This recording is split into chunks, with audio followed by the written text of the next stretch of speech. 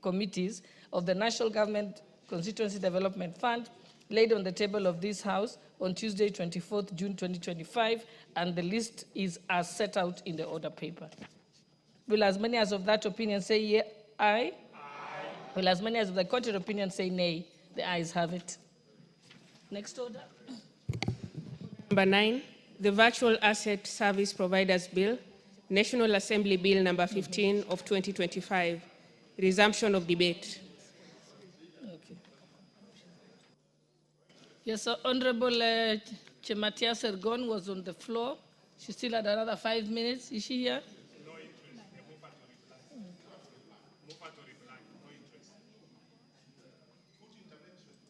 interest. You know, Honorable Pukose, you're getting into the habit of when I'm conducting the House from here, you're busy.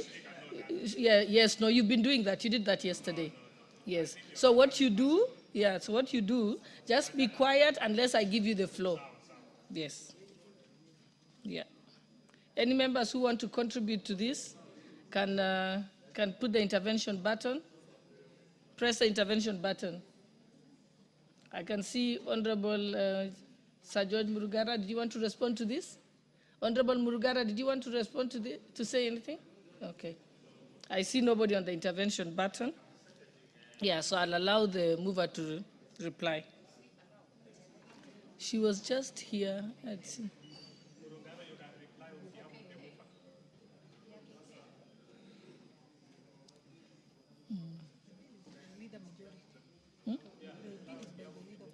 Yes. Oh, yes.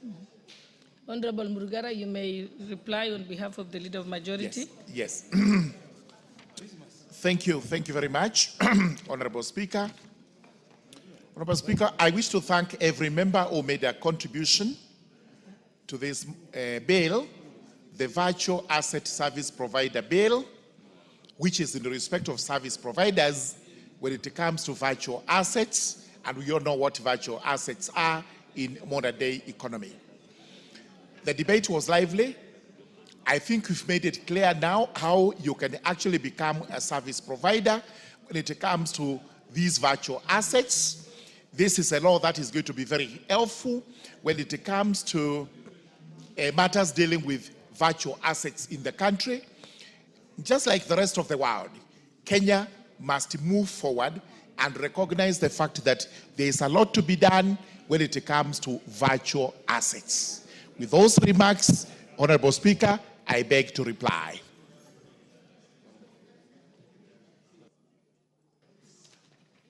Honorable members, I now put the question that the Virtual Asset Service Providers Bill, National Assembly Bill number 15 of 2025, be read a second time. Will as many as of that opinion say aye? Aye. Will as many as of the contrary opinion say nay? The ayes have it. A bill for an act of parliament to provide for the legal framework to license and regulate the activities of virtual asset service providers and for connected purposes. Order number 10, motion, ratification of the agreement establishing the European Bank for Reconstruction and Development.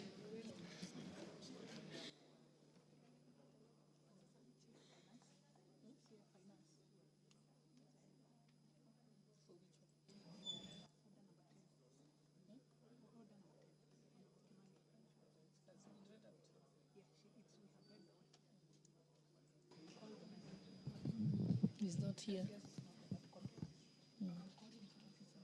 Okay, the chairperson for the Departmental Committee on Finance and National Planning doesn't seem to be here. So I think we'll skip that, isn't it?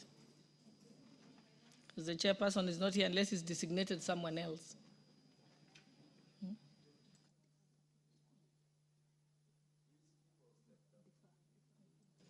Okay, we shall defer it, and then let's move to the next order, please. Order number 11, the Constitution of Kenya Amendment Bill, National Assembly Bill number 4 of 2025, second reading. Mover of the bill. Who's the mover of the bill? Okay, you may proceed, Honorable Omolo.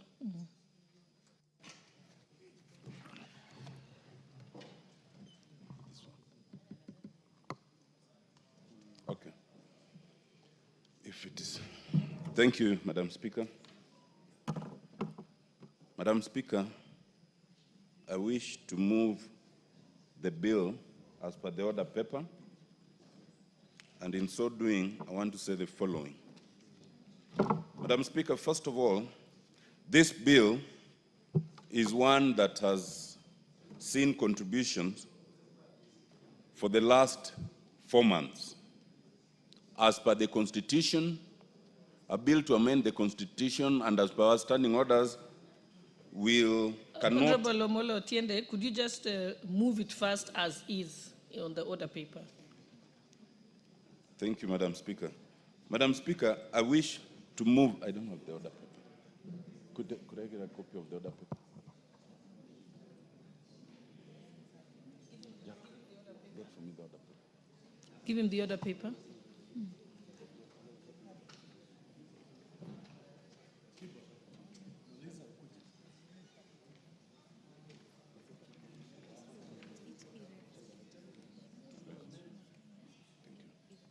Thank you, Madam Speaker.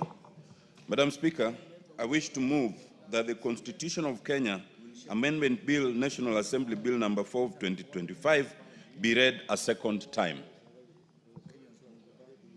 Madam Speaker, as the members know, this bill has been with us for the last 4 months, and it has undergone immense public participation, immense contribution by the members because of its importance. It is our hope, and it is my hope, Madam Speaker, as the mover, that this then will actually constitute the first amendment to the Constitution in the last 15 years. Madam Speaker, in terms of public participation, and as I mentioned in this House, this bill has seen the greatest public participation in terms of any bill or in terms of any amendment in the last 15 years. And a total of 224,000 persons contributed to this bill. Madam Speaker, in terms of support, this bill obtained the highest amount of support at 98.5%. And we realized that even the 1.5% who may not have supported it actually did not support it out of ignorance. They thought the question was whether CDF should be taken away, and so some answered no. So in answering no, they thought they were supporting the bill, yet it constituted an opposition. But 98.5% supported it. Indeed, Madam Speaker, in terms of if it was to go to referendum, we are persuaded that this bill would receive overwhelming support. But we have not found it necessary to take it to referendum, first, because under Article 255, it is not necessary to take it to referendum. But secondly, the cost of referendum is one that we may not need to incur unnecessarily on such a matter. Madam Speaker, this bill seeks to constitutionalize the issue of CDF. Almost everyone has always supported CDF, but there are those who have sought to challenge it based on the Constitution. We seek to remedy that by putting it in the Constitution itself, so that it's beyond the constitutional question. Under Article 2.3, once we do that, then it will be beyond challenge. Because no one opposes the idea of the CDF. They have been opposed to the role of the members of parliament. They have been opposed to certain functions that have been included in the CDF Act. Madam Speaker, it is important to understand that under the preamble to our Constitution, we as the people have the sovereign and inalienable right to determine the form of governance that we desire. That form of governance is as captured in the Constitution, but it is also as we may desire and amend the Constitution from time to time. We believe that it is time to entrench the idea of CDF in the Constitution. A Constitution is not the Bible, as summarized in the 10 Commandments. A Constitution is a working document that can be adjusted, it can be changed as the people may desire. Constitutional edits are therefore movable and can be added to or removed. This amendment is essentially a minimalist amendment entrenched in terms of Article 204, which in our opinion is the best place we can place this one. It entrenches the three funds as captured in the document, and for the avoidance of doubt, two things. One, it only relates to matters which are within the exclusive jurisdiction and functions of national government, not any of the functions of the counties. And secondly, it is restricted to monies appropriated for the national government share of revenue as per the Division of Revenue Act. Those who think and those who say that we should abolish CDF and take it to the counties ought to know that even if we abolish CDF, these monies will not go to the county at all, and they will not do those county functions. This bill avoids the complaints that have commonly arisen, and there are three. One, that it might affect county allocations. It does not. Two, it gives no role for a member of parliament on the face of it. Thirdly, it does not affect the doctrine of separation of powers. And let me speak to the idea of separation of powers. Separation of powers in the Constitution is mentioned only thrice in the context of devolution. Separation of powers is a constitutional principle.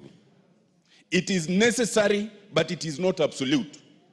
You can adjust this as the country may desire. And in our constitutional design, we have adjusted it in two fundamental ways. One, in the traditional doctrine of separation of powers, the executive holds the purse and the sword. In our constitutional design, we have moved the purse to parliament. It is parliament that determines the allocations in terms of the budget. That is an adjustment of the doctrine of separation of powers. Two, the judiciary is supposed to be mandated to interpret the Constitution and the laws. But in our case, we have created a judiciary fund which would not accord with the traditional doctrine of separation of powers. Because in our unique situation, it was necessary that we protect the judiciary in terms of funding. But we have even gone further. We have created constitutional commissions and independent offices that do not fit within any of the three traditional arms of government. So all those who usually come and sing separation of powers in respect of CDF should be able to tell us, how does these three things accord to separation of powers? Separation of powers is a doctrine that was considered hundreds of years ago and cannot tie our hands in this day and age if it is necessary. But of great importance is that the idea of CDF as provided for in this bill does not offend separation of powers. Madam Speaker, it is also important to understand devolution versus decentralization. There are those who think that because we have devolution, any decentralized funds are then unconstitutional because they are affecting devolution. That is not so.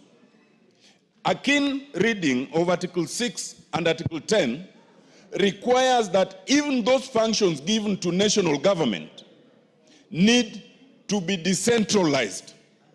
And that's why we have decentralized funds in terms of roads, We have decentralized funds in terms of women, enterprise, youth, and Uwezo. And therefore, and no one has ever challenged any of those decentralized funds, there can be no challenge to decentralization in terms of CDF as long as it is within the function of national government as provided in this bill. Madam Speaker, there's a common misconception by some governors in the thinking that if you kill CDF, then you will get more funds to the counties and therefore they will have more funds to use. I do not want to speak to what governors do with their funds for now. But I want them to understand that even if you did not have CDF, these funds will not go to counties. They will remain at the national government level. And if they remain at the national government level, we will be going back to where we were decades ago, where for any member of parliament to even enable construction of a toilet in a school, you will have to seek the appointment with the president and tell him, Mr. President, I need 400,000 to construct a toilet in Chianda Primary. For all the members of parliament who are here, that will not be possible. And that will be taking us to the centralization of power that we are trying to avoid. But of greater importance, even if this money were to be given to the counties, it should be understood that it will not be used for the purposes for which CDF is currently in use. Counties are restricted to ECDs in terms of education and village polytechnics. Counties cannot have the authority to construct any classroom, any dormitory, any laboratory, or even any fencing anywhere. So anyone opposing this should think that who then will have that responsibility of helping our primary schools, our secondary schools, our universities?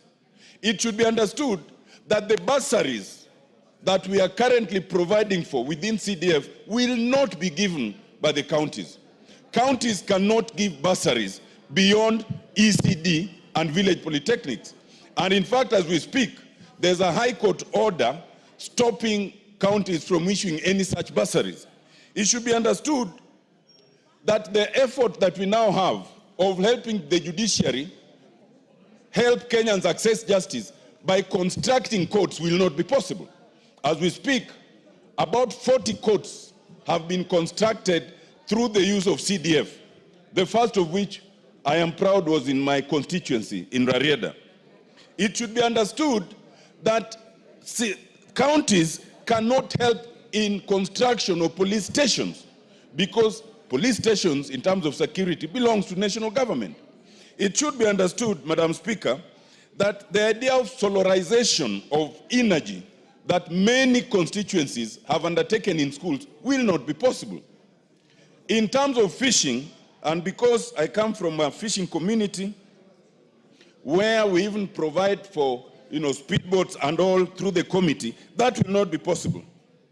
Madam Speaker, of importance, the history of this bill is that it is founded on the National Dialogue Committee. The National Dialogue Committee, the first phase of which Honorable Murugara and I chaired, and the second phase that was co-chaired by our leader of majority, and Honorable Kalonzo Musyoka, expressly recommended the entrenchment of CDF in the Constitution. And to the extent that the NADCO report is a reflection of the wishes of Kenyans, we are merely agents of implementation of those wishes. Madam Speaker, I think that it should be understood, and the report is here, we had public participation, which was immense, which was widespread, and it is encapsulated in this 500-page document by the greatest number of Kenyans who have ever participated. Madam Speaker, I think there's not much more to say on this.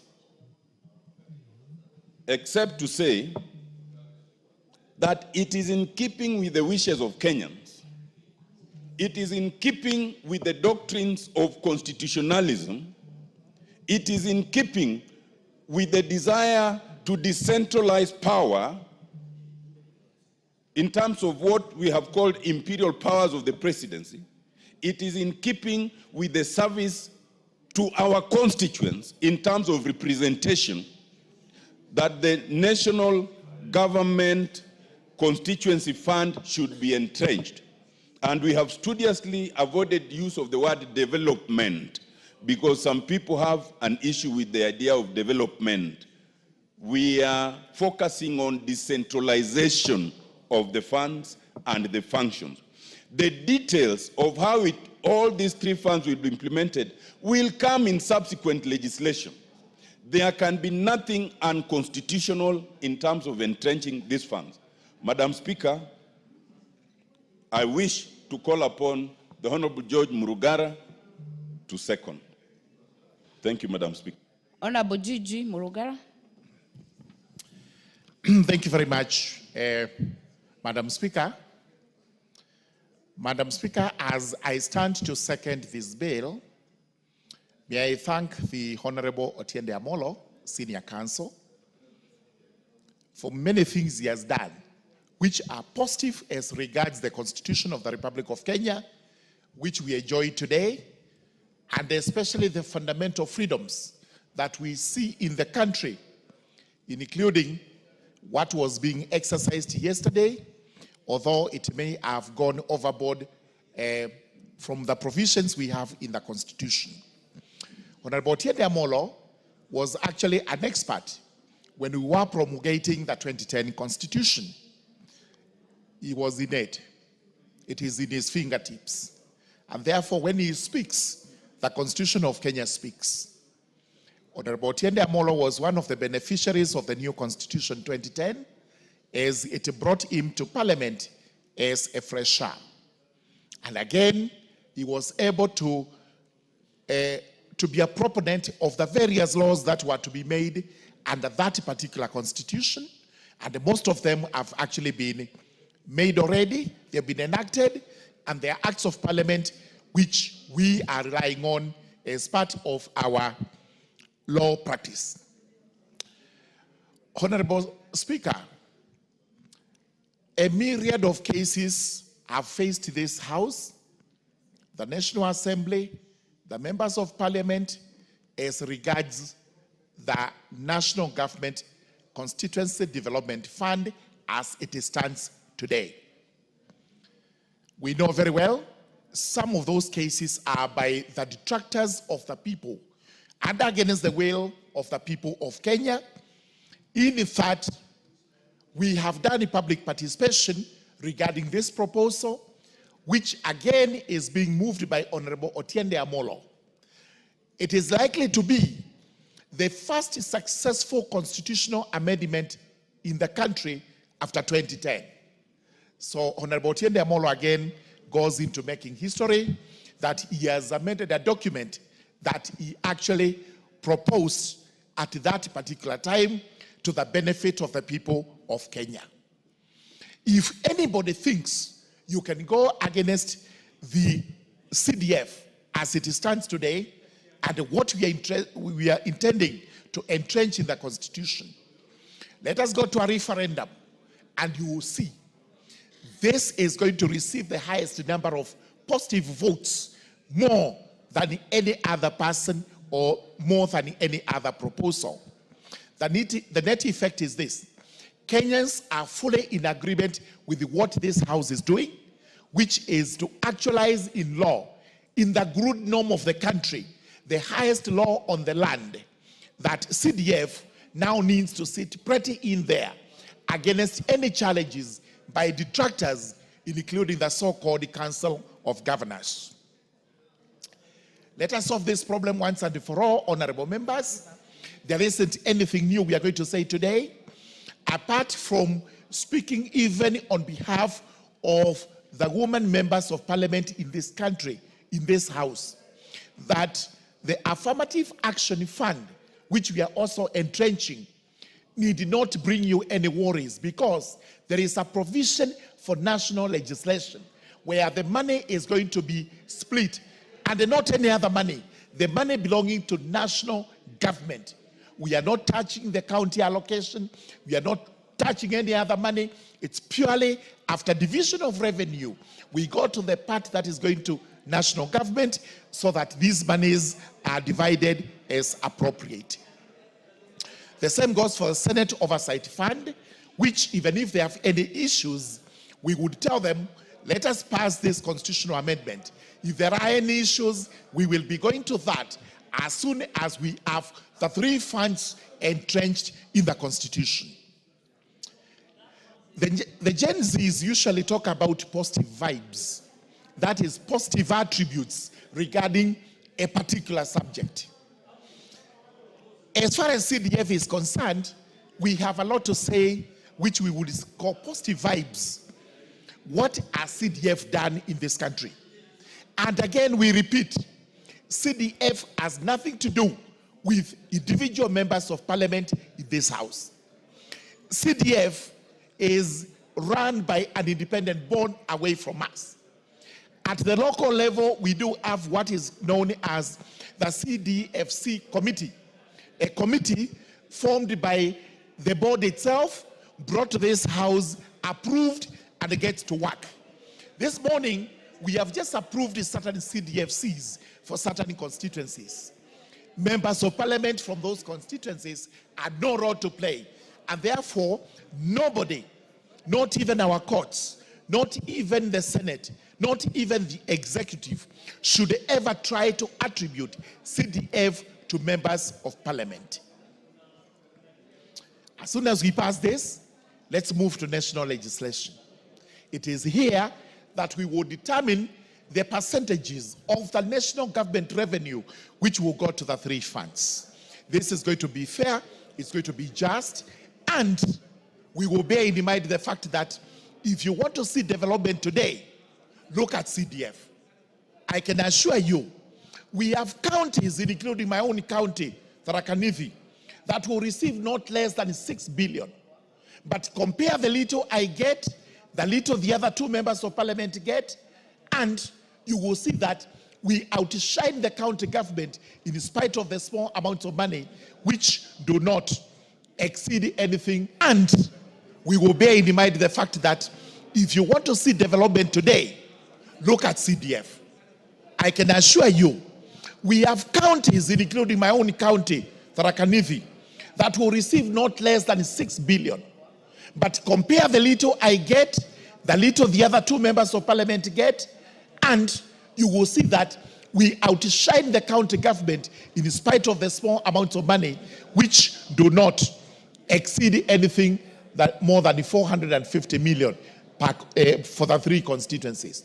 While the county is getting over 6 billion, which is supposed to develop such a small county into what it should be. So, honorable members, I urge you to support this bill. Let us debate it soberly. Let us inform Kenyans what we are doing. And in any event, I am sure Kenyans are watching and they are in full agreement with us that what we are doing here is actually what they want us to do, what they want to see, so that we can have, especially the rural constituencies, which do not have a lot to talk about. This is the only money that is visible down in the rural constituencies. This is the only money that goes to save poor children who are in school. They do not have any means of paying school fees, but here is money from the government that goes into assisting them. And many, many other things we have done.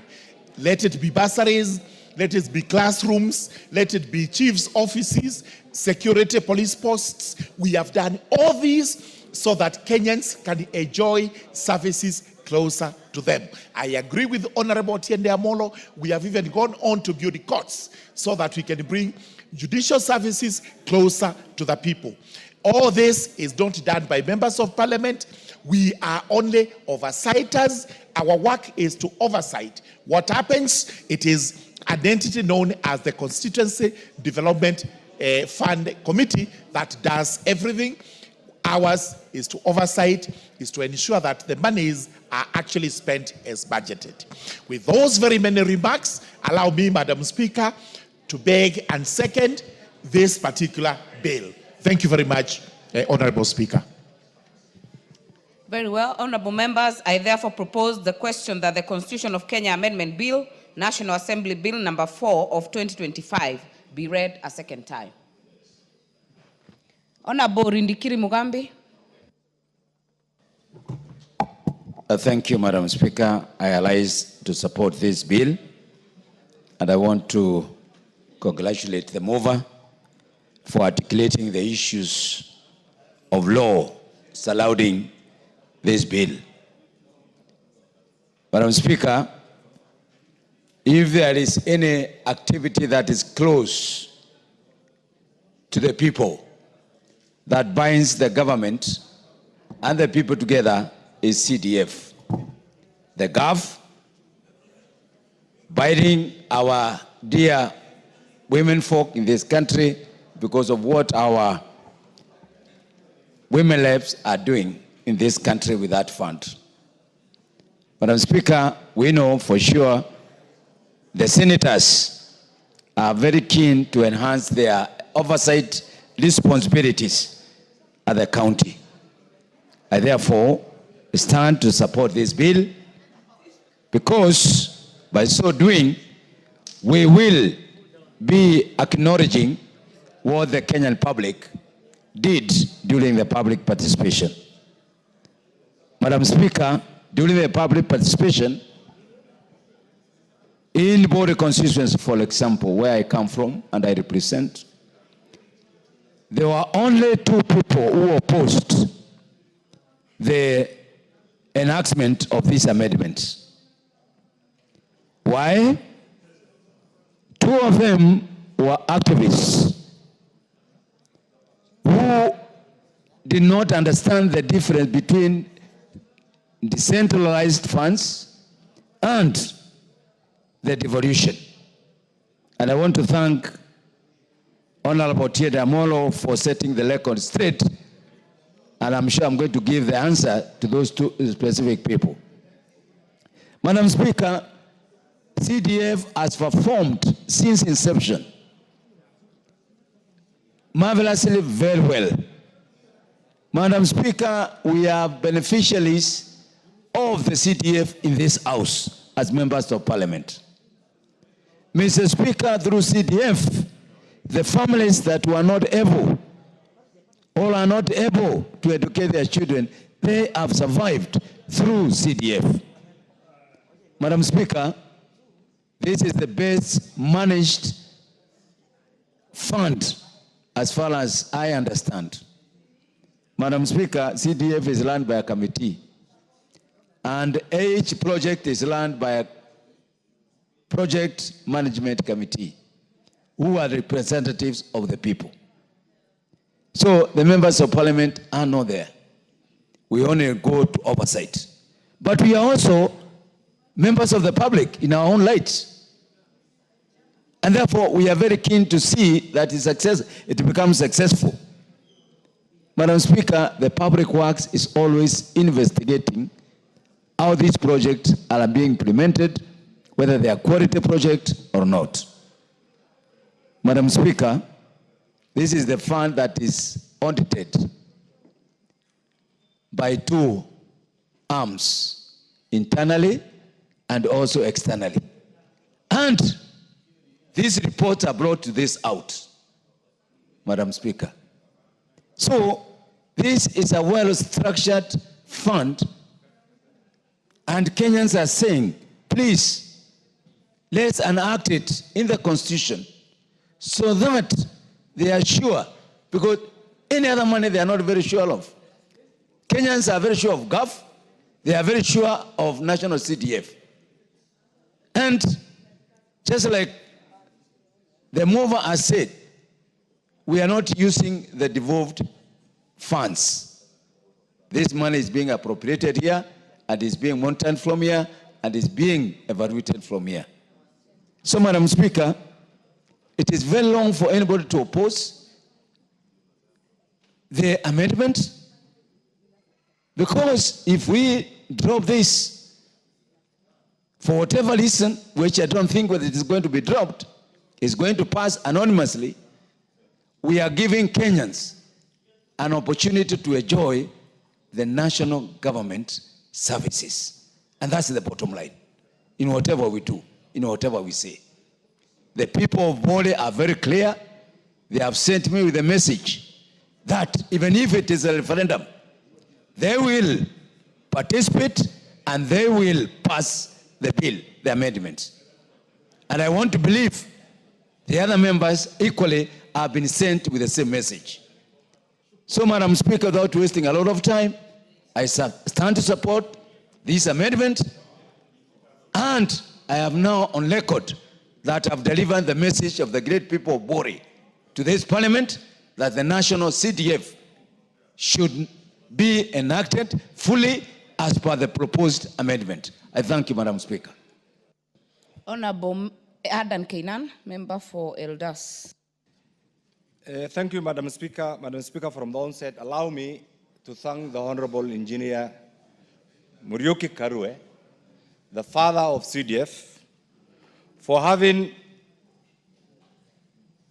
reflected on the dynamics of the Kenyan politics, both after immediately after independence, after the advent of multipartyism, and before the promulgation of the current constitution.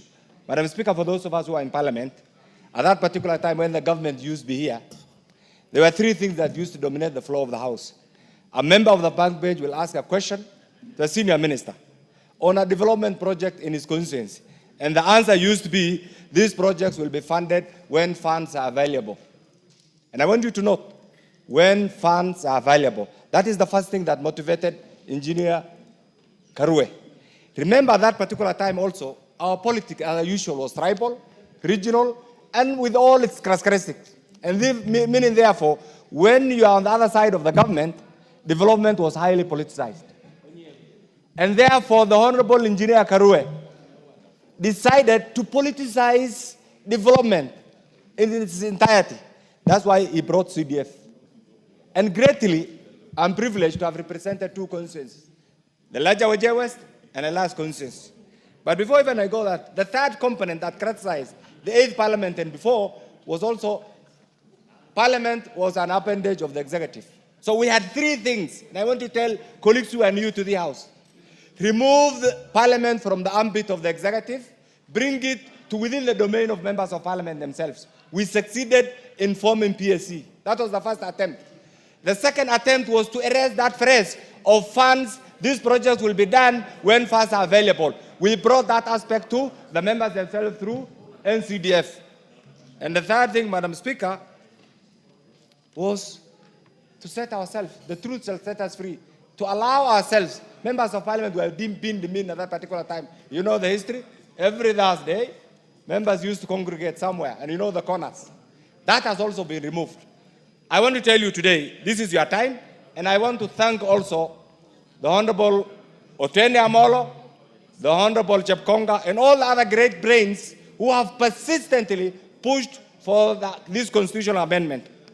Madam Speaker, every parliament has its own history. You know it, you have been around now, this is your third term. The history of this parliament will be judged by the passage of this constitutional amendment. If we don't pass this, and I will tell you, Madam Speaker, there are caucuses who have contributed hundreds of millions to fight these amendments. And I want members to hear this.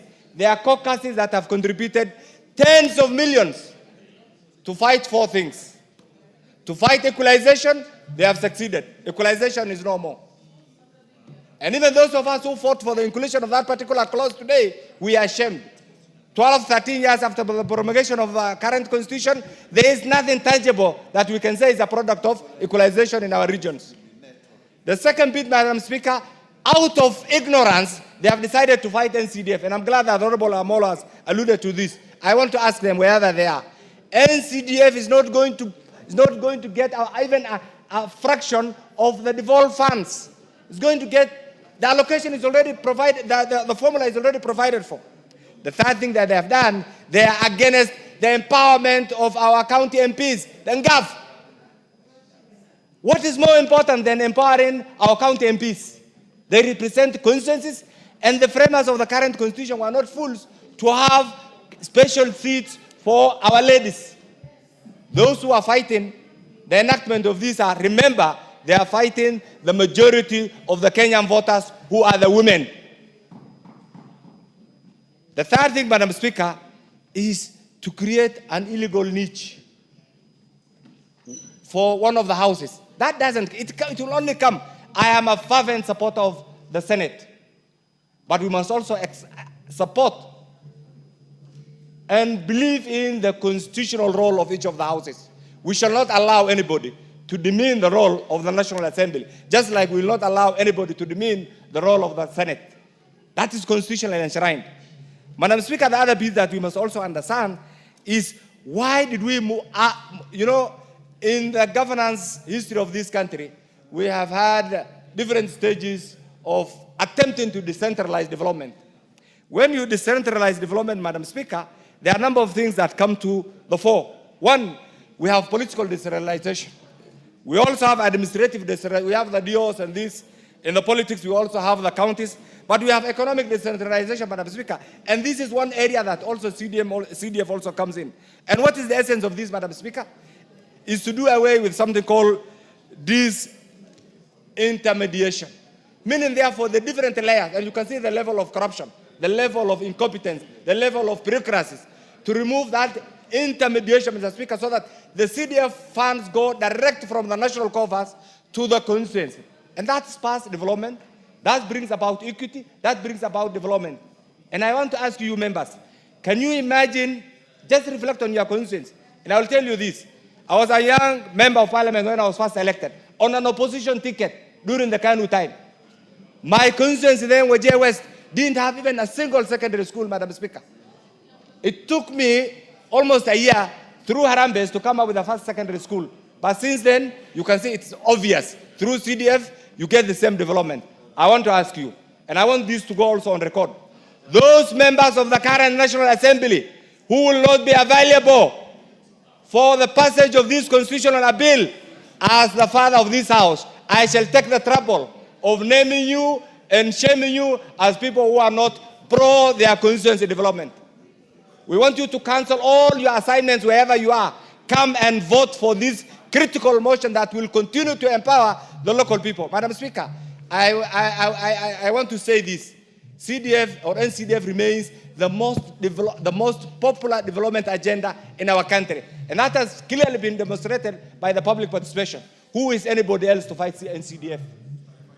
It is our time now, as the Honorable Omolo has rightly put it, to put this in perspective so that these obvious litigants, Madam Speaker, and it's their right to go to court, will also appreciate that the legislative powers of the people of Kenya rest with Parliament, the National Assembly. And this must also be supported, Madam Speaker. Madam Speaker, the other thing, there are people who are trying to equate.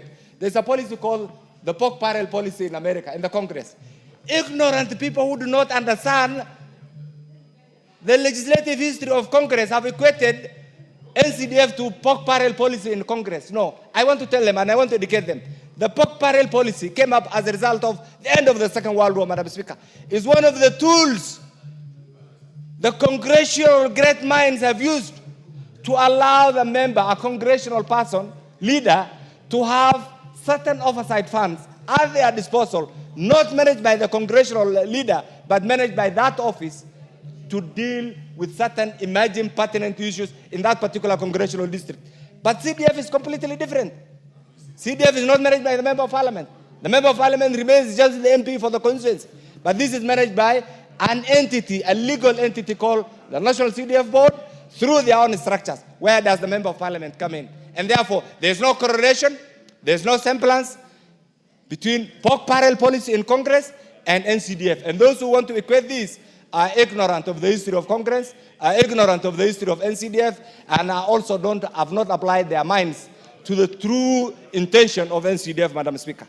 Madam Speaker, the other bit that we must also understand is that we are politicians.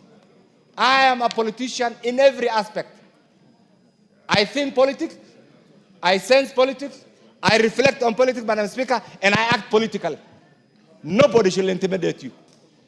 If you are allowed to be intimidated, then you are in the wrong field. Can you go back to your farm and become a farmer? If you have opted to be in this field, make sure you stand for the right of your voters. And that is the only thing that when time comes, you either exit or you decide to do other things, you will be remembered by your conscience that this is what you have contributed. Madam Speaker, finally, I represent a constituency called, and you know it, you have been around, called Eldas. It's almost, it was created at the same time when also devolution came in. I want to challenge the role, the critical contribution NCDF has made to my constituency Eldas and what the devolved funds have done. And when you put the same on a scale, you will give NCDF 99.9% and you will give the role of the devolved funds 1%. Can that be substituted? The answer is no. I stand here to support this critical amendment and urge you, wherever you are, come out from your cocoons, support this amendment this afternoon so that tomorrow it goes to the president, Very well. Honorable Irene Mayaka.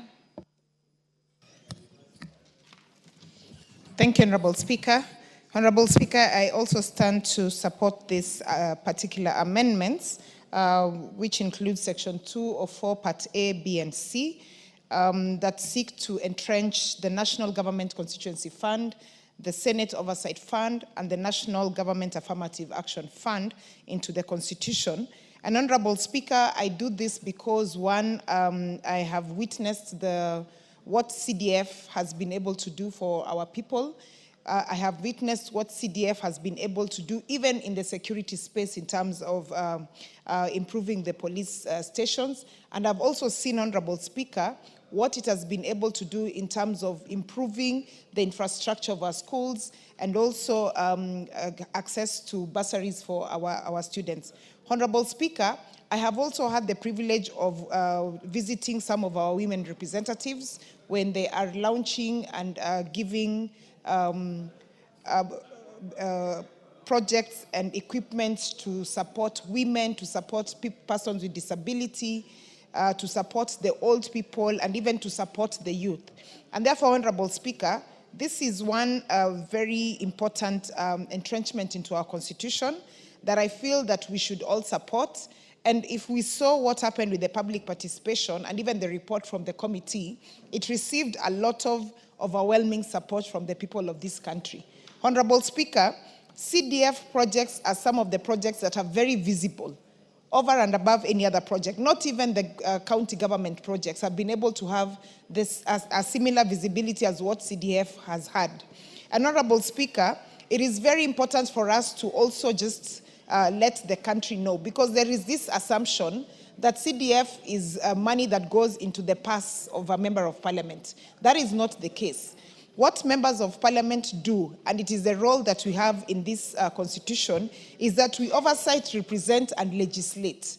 And when we go back to our constituencies, even I, who is a nominated member of parliament, I have a right to go and see what CDF has been able to do. And that is what the members of parliament have been able to do. They do not have direct access to CDF. And this needs to come out very clearly.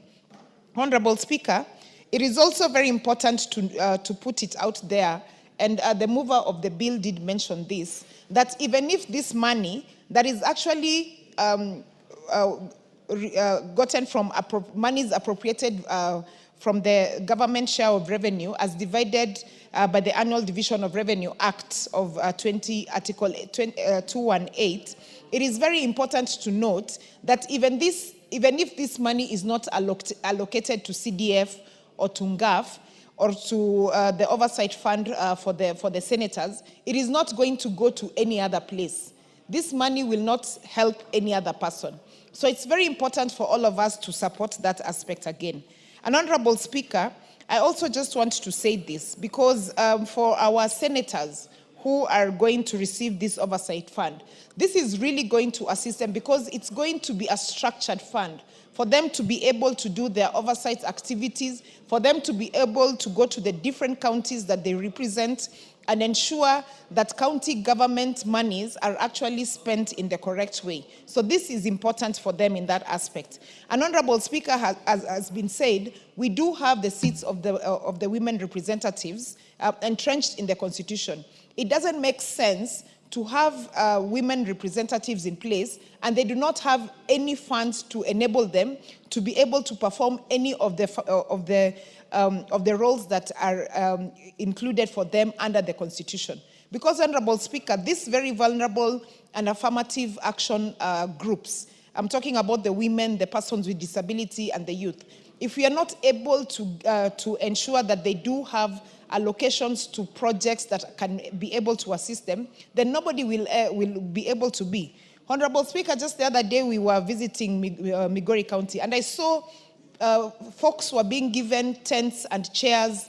They were being given hairdressing equipment, machines, even posho mills. You know, Honorable Speaker, these are things that are really helping people to be able to even generate income for themselves. Because we do not want to be legislators who are giving the community fish to eat. We want to be able to enable our communities to be able to fish for themselves before they eat. That way, you're actually developing the nation in the right direction. So, Honorable Speaker, so that I may allow other colleagues to also speak to this, I just want to really encourage and just speak to the whole country to really support the entrenchment of this in the Constitution and to fellow members as well, so that we do not have continuance and constant issues where we keep having people going to court to try and stop these very noble funds to take effect. So that we do have a seamless process where they are able to do what it is they're supposed to do. With those few remarks, Honorable Speaker, I support and I submit. Thank you. Honorable Wachira Karani. Thank you, Madam Speaker, for giving me this opportunity to contribute towards this bill. The Constitution of Kenya Amendment Bill, National Assembly Bill number 4 of 2025 by the Honorable Dr. Atiende Amoro, Senior Counsel, and Honorable Samuel Chepkonga to entrench it in the Constitution. I want to start by saying I support wholly and thank them for thinking of this noble idea. Where I come from, Madam Speaker, in Laikipia, in the past we used to be attacked by bandits from our neighbors, so much that the area people were even contemplating moving out of the place. But through CDF, NGCDF, the transformation that has been done, police posts, police stations have been built. In the past, we used to have our chiefs working from their homes. They didn't have offices. Since CDF came, a lot of transformation has been done, and we are very, very, very grateful. Our chiefs and assistant chiefs are now operating in a very, very hygienic environment, and the place has become very, very habitable. On the side of education, there is a lot of transformation in education. Madam Speaker, right now the CDF Laikipia West is sponsoring 492 students across the constituency in day schools who never used to go to school. We go visit villages. We are presented by the villagers a case of a child who has been in home since the exam results were out and was admitted to secondary school, but the child cannot join the school because they do not have money. The CDF has helped such students, and they are now in school, and we are very, very happy. On infrastructure, Madam Speaker, there is a lot of transformation in our constituency, and I believe it is across the country. When we went for public participation, there was a very, very big turnout in my constituency. The big turnout is because people are happy on what the CDF has been doing, and I'm very, very, very grateful. Madam Speaker, on the other fund, the Senate Oversight Fund, I want to say in our counties, the counties have been receiving a lot of money. But then the senators who are supposed to oversight them have been having constraints. Like in my county, it's a very vast county. It has 3 constituencies, but it's very vast. To move from one corner to the other to inspect the projects that are being implemented by the county government is a big deal. So with this oversight, it will enable the senator for Laikipia and indeed all the other senators to travel across their counties and oversight the fund. Without those few remarks, I support. Adams. Majority Whip. Thank you very much, Honorable Speaker. Honorable Speaker, also rise to support this bill by the Honorable Chepkonga and the Honorable Dr. Otienda Molo on the constitutional amendment bill that seeks to entrench the NGCDF and GAF and also the Senate Oversight Fund in the Constitution. Honorable Speaker, this country has come of age. And over the years, those who are before us in this house know where exactly this country has come from as far as getting funds to the common mwananchi comes from. In as much as, Honorable Speaker, that we have 2 units of governance, the devolved unit and the national government, even as we continue seeking that funds go through, are channeled through the county governments or through the devolved units, there are other elements that are left within the national government structure that are very critical to people in all the villages and all constituencies. And with a well-controlled system, the impact will be felt in the villages and in the constituencies in factors or in matters that are left on the national government. That is the security, the education, and other matters, Honorable Speaker. And that is why it's quite unfortunate that people have a misconception that CDF or NGCDF is a fund that is managed by members of parliament. Far from it. Even as it is currently, Honorable Speaker, members of parliament have 0 role as far as sharing of NGCDF or, the way NGCDF operates, Honorable Speaker. I mean, that is why it's called National Government Constituency Development Fund. It is a preserve for the national government with an autonomous structure of governance. We have the NGCDF board that does the approvals. We have the constituency fund managers that are employed by the National Government Constituency Development Fund. Then we have the committees, in the constituencies that, of course, now collect views from the common mwananchi. And the role of members of parliament, Honorable Speaker, is very limited. It's actually to oversight, as provided for under Article 95. There is nothing else that we do. What the members of parliament do when they visit constituencies on the NGCDF project is simply to exercise their role and responsibility to oversight and see whether this national government fund is actually doing what it ought to be. It's doing what the committee proposed to the NGCDF board. But people have this misconception, Honorable Speaker, that the members of parliament sit somewhere and they go to their accounts and they draw their funds, they decide on what to do, and they keep some changes. In fact, I keep challenging people any time I engage them that if there is a fund that you really cannot steal, it is actually in this house that I say that we need to replicate the system that NGCDF has or operates under to even the county government. Because this money, Honorable Speaker, leaves the board, goes to the constituencies with a vote, a specific vote, that on this particular percentage, it's going for the bursaries. This particular percentage is for education. This percentage is for this and this. We have no role whatsoever. But people think and imagine that we wake up one morning, a member of parliament wakes up one morning and decides that today I want to draw 1 million shillings from the NGCDF account. How? It is not possible. It is not practical. You cannot do that. What we do is to oversight. And what we are proposing here, Honorable Speaker, it is to have these funds now entrenched in the Constitution so that the people can feel it.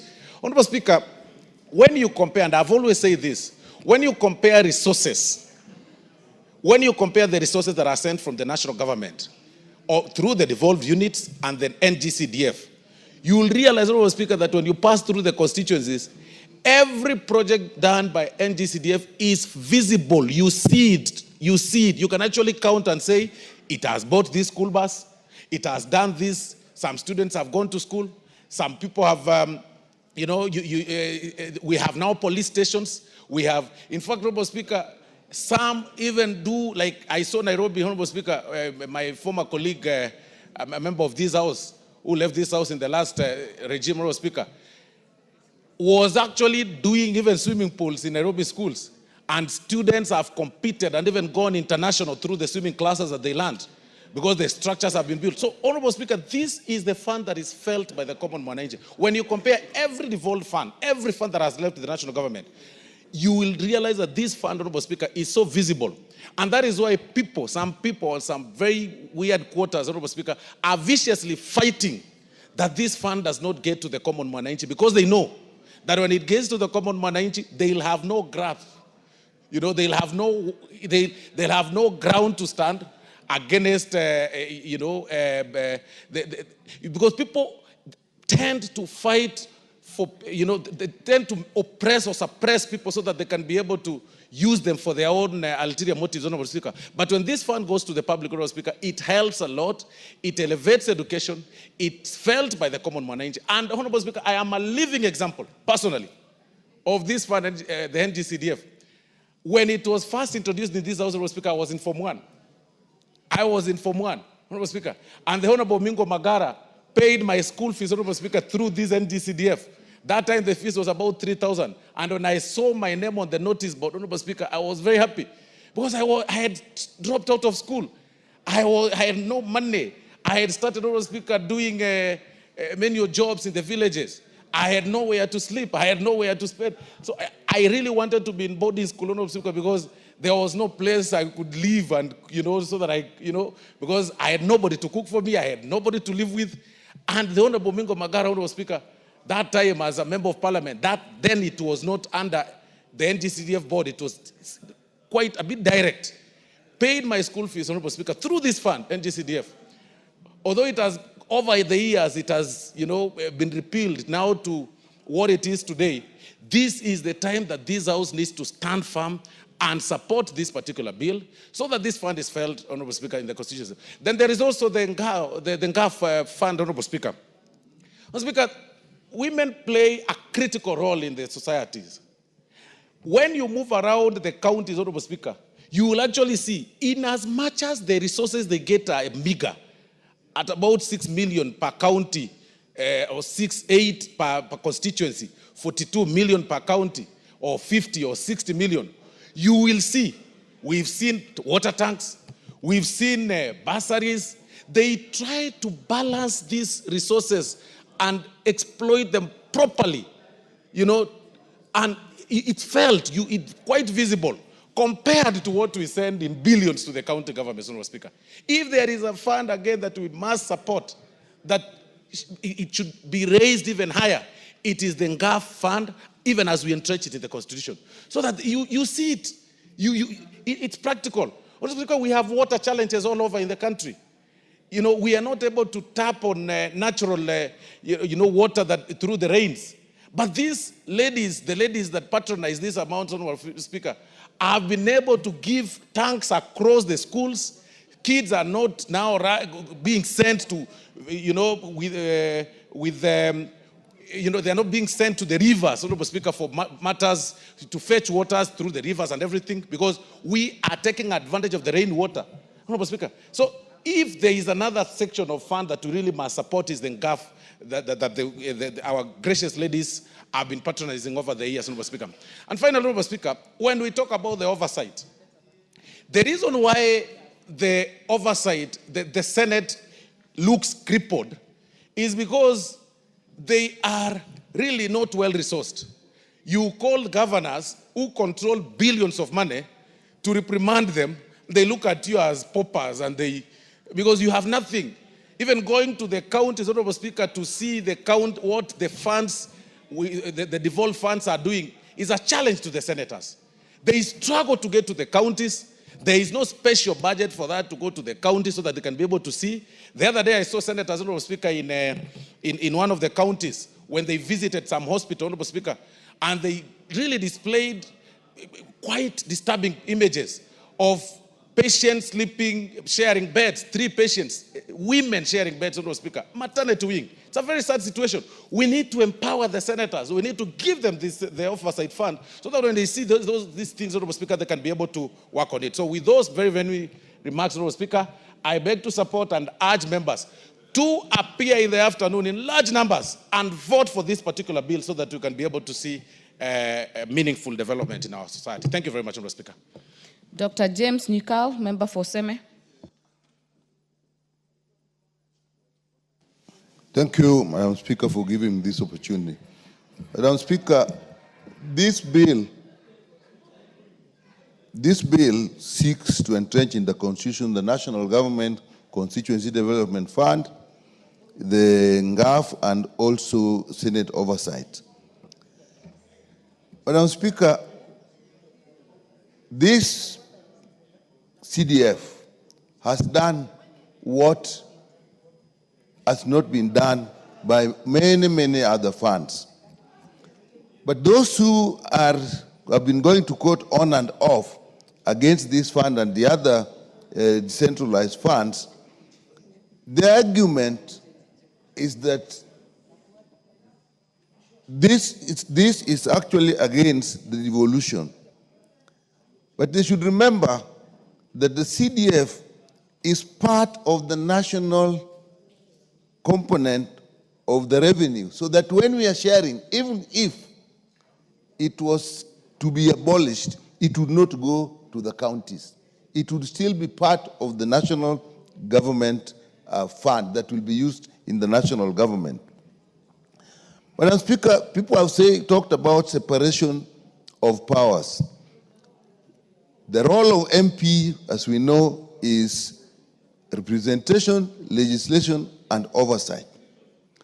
But if you look at what the MP's role in CDF, even the MP's role of the Senate oversight, it will be purely oversight. That is what MPs do.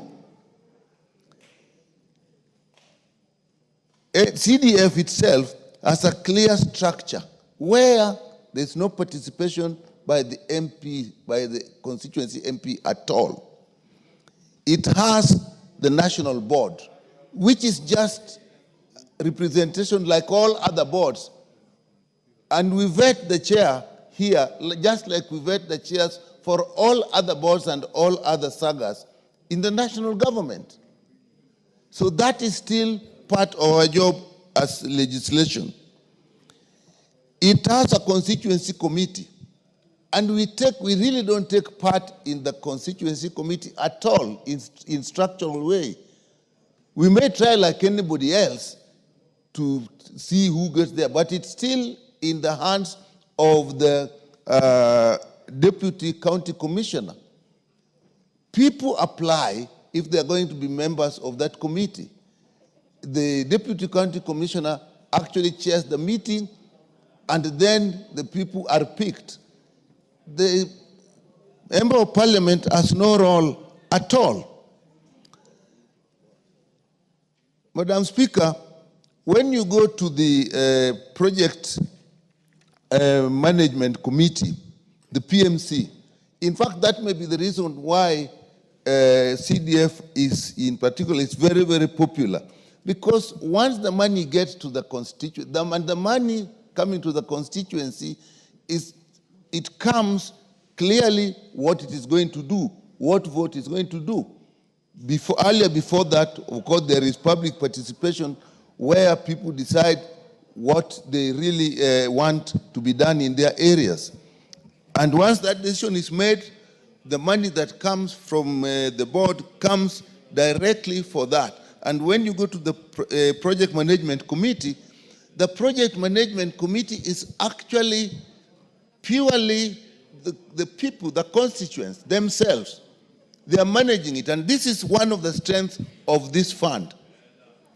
Madam Speaker, the truth is,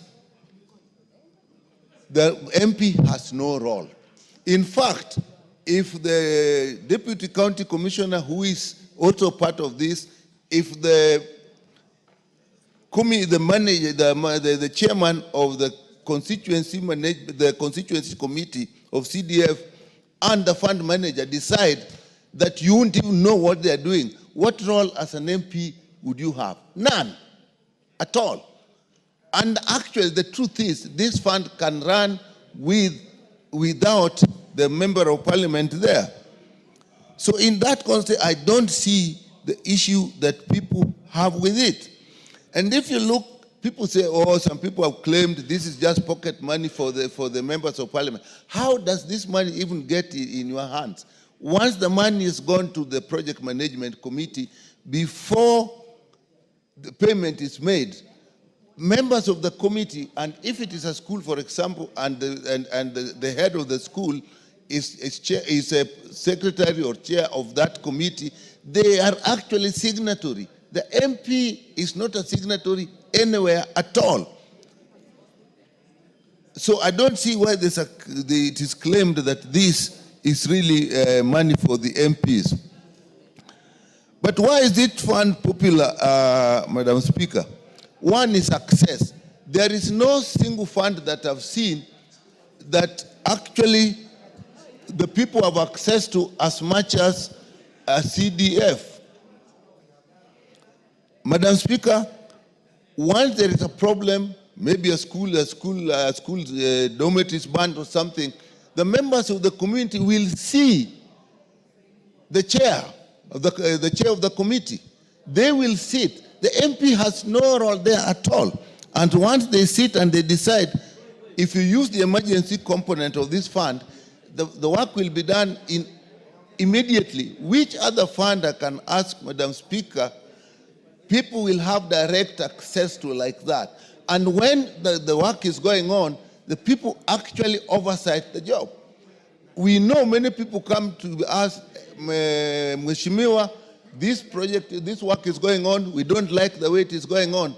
And you just have to go, and that is part of oversight. You just go and see what is happening. That is oversight. So, Madam Speaker, we oversight other things.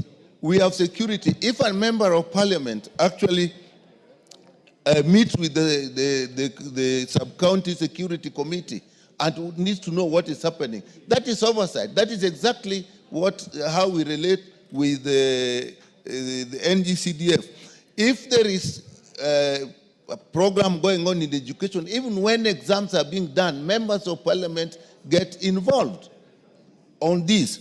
So, Madam Speaker, I do not see how this thing actually we can be accused, MPs can be accused of owning, using as they wish the NCDF money. If you look at the Senate oversight of the Senate Oversight Fund, I actually sympathize with the senators. They have a huge area, as well as the women represented. They have a huge area which they have to oversight. Now, you cannot come to this parliament as a woman representative or go to the Senate as a senator and start legislating, and you have no opportunity, no ability to go to the constituency and find out what exactly is happening. How will they work? So if we actually the senator and the woman representative of money, this is what they need. Because otherwise, it will just be a talk shop for them. They have to go and see what is happening. So with that, Madam Speaker, I think this fund and the other decentralized funds have actually been wrongly accused. MPs have been wrongly accused of misusing these funds. So, Madam Speaker, in my view, if the people have found that this is a fund that is useful to them, and the only argument I've had consistently is that it's unconstitutional. What do we make constitutions for? We make constitutions to guide our lives in a way that we find most useful and productive to us. Now, if we find a structure that is actually very efficient, even the overhead costs in CDF is actually the lowest. Why then can't we change the constitution so that we find something that works and that people that are popular with the people to be constitutional? So with that, Madam Speaker, I support this constitutional amendment. Honorable Jane Kagiri.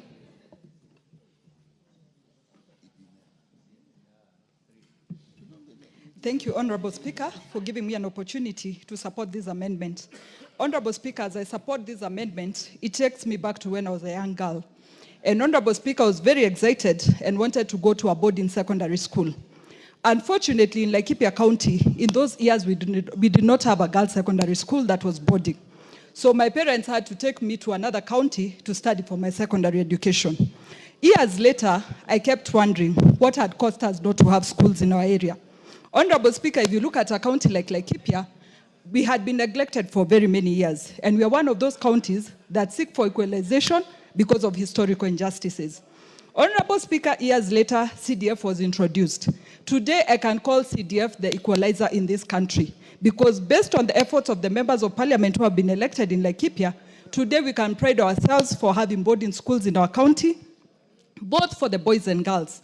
Honorable Speaker, secondly, I would want to say many of our needy students have managed to get an education thanks to the bursaries given by our MPs in our counties and constituencies. Today, Honorable Speaker, I can still say Laikipia County is at 70% with semi-permanent structures in our schools. When we seek for more funding for CDF, I believe this is what is going to eliminate these semi-permanent structures in our schools, and it's also going to give an equal opportunity to students in Laikipia County to get an education just like students in other counties. Honorable Speaker, secondly, as I support this amendment, I would want to speak about the National Government Affirmative Action Fund, and I happen to be the chairperson of the 47 county MPs. Honorable Speaker, allow me to take this House through some statistics of last year. Last year, NGAF supported 50,000 students in this country through bursaries. 50,000 may look like a small number, but I would want us to picture 50,000 children getting an opportunity in this country. That is almost a whole constituency of people. Honorable Speaker, my question becomes, what if we had more funding to the National Government Affirmative Action Fund? I believe we'd be speaking of hundreds of thousands of students whom we have given an opportunity. In my own county of Laikipia last year, I managed to send 430 students for TVET training. And again, another 362 for catering classes. Today, I look back and think, these are students I have given a fishing line that rather than giving them a fish which they are going to keep coming back to. Honorable Speaker, these are opportunities that create empowerment for our people and give an opportunity to our young people. Honorable Speaker, speaking of last year again, we had around 3,000 groups supported through the National Government Affirmative Action Fund. Honorable Speaker, this may look again like a small number, but picture women, youth, persons with disability who have a source of income every day thanks to the funding that this National Government Affirmative Action Fund is giving them. Honorable Speaker, we are able to empower people with trolleys, we are able to empower them with shaving kits, we are able to empower people with tools of trade that can give them success in their businesses. Honorable Speaker, my final example would be last week when I was in Nanyuki. I managed to give my labor group that sits in Nanyuki town a concrete mixer. Honorable Speaker, my thought is that from that, these people will empower themselves, they will grow. In the future, they'll be the owners of buildings in that town. Honorable Speaker, I believe as women reps would also want to ensure clean drinking water for our people. Unfortunately, again, our funding is too little to ensure that every school has a water tank, to ensure every administration institution has water tanks, so that when our people go to be served, they can be served with clean water and resources that will ensure they continue living in better conducive conditions. Lastly, Honorable Speaker, based on the Education Act, we are only allowed to issue sanitary towels to our students in basic education. But Honorable Speaker, you and I know the secondary students are the ones who are even more in need of sanitary towels. Again, our resources cannot cover all these students. That is the basic education as well as the secondary students. Again, Honorable Speaker, with an increased allocation for the National Government Affirmative Action Fund, we are going to be able to give more of our children sanitary towels and to ensure our girls remain in schools as they are supposed to remain in schools. Finally, Honorable Speaker, we are not just seeking for an increment. We are seeking for a consideration of a percentage of the national revenue So as we progress on this amendment, we as the women representatives are seeking for 2.5% consideration of the national revenue as an allocation to NGAF, which is going to ensure that we support our women, our youth, and our persons with disability. Honorable Speaker, I support and I submit. Thank you. Thank you. Member for Kitui Central, Dr. Makali Mulu. Yeah, thank you so much, Honorable Speaker, for this opportunity. Honorable Speaker, I want to join my colleagues in supporting this constitutional amendment. But before I get to the details of the bill, let me appreciate the movers of the bill, Honorable Dr. Uchenda Moro and Honorable Chepkon. Honorable Speaker, I want just to provide some statements of fact so that those who are following us in terms of this debate know what we are discussing. Honorable Speaker, this bill, if you look at it, proposes introduction of 3 funds. That is the National Constituency, National Government Constituency Fund, the Senate Fund, and the GAF. Honorable Speaker, in terms of sharing resources in this country, we have 2 levels of government. We have the national government and we have the county governments. And what determines how much money goes to each of the 2 levels, Honorable Speaker, is what we call the Division of Revenue Bill, Honorable Speaker. So, Honorable Speaker, in the Division of Revenue Bill, we only say how much goes to the national government and how much goes to the county governments. Now, after determining how much goes to the county government and how much goes to the national government is when now we'll be introducing these funds. So those who are saying that this money, if not given to the NGCDF, the Senate Fund, and GAF, can find their way into the county government, are cheating themselves. So the truth of the matter is, even if this money is not given to these 3 different funds, it will not go to the county governments. The only way it will be able to go to the county governments is through what we call conditional grants, meaning that the national government will have to pick part of their share and give to the counties in form of conditional grant. Otherwise, there will be no additional resources to the counties as a result of having these funds. The second point, Honorable Speaker, which is important, through these funds, we ensure that there is equity in the distribution of resources. What do I mean when I talk about equity? These are the only funds where we are sure that at the end of the day, each constituency, each county will get this money from the national resources without caring who they vote for. So it ensures equity, and equity is an issue we have all been fighting for, Honorable Speaker, when it comes to resource sharing in this country. So through these funds, we are saying we'll have a mechanism or a strategy to ensure that every part of this country will access resources, public resources. The other point which is critical, Honorable Speaker, is the issue of CDF being a development model, Honorable Speaker.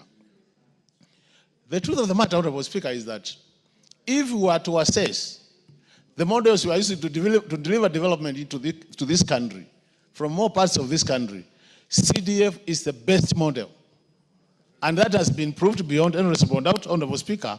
So the question I ask myself is, if you are genuine Kenyan, really, why would you not want Kenyans to benefit from this development model, which has been assessed to be the best?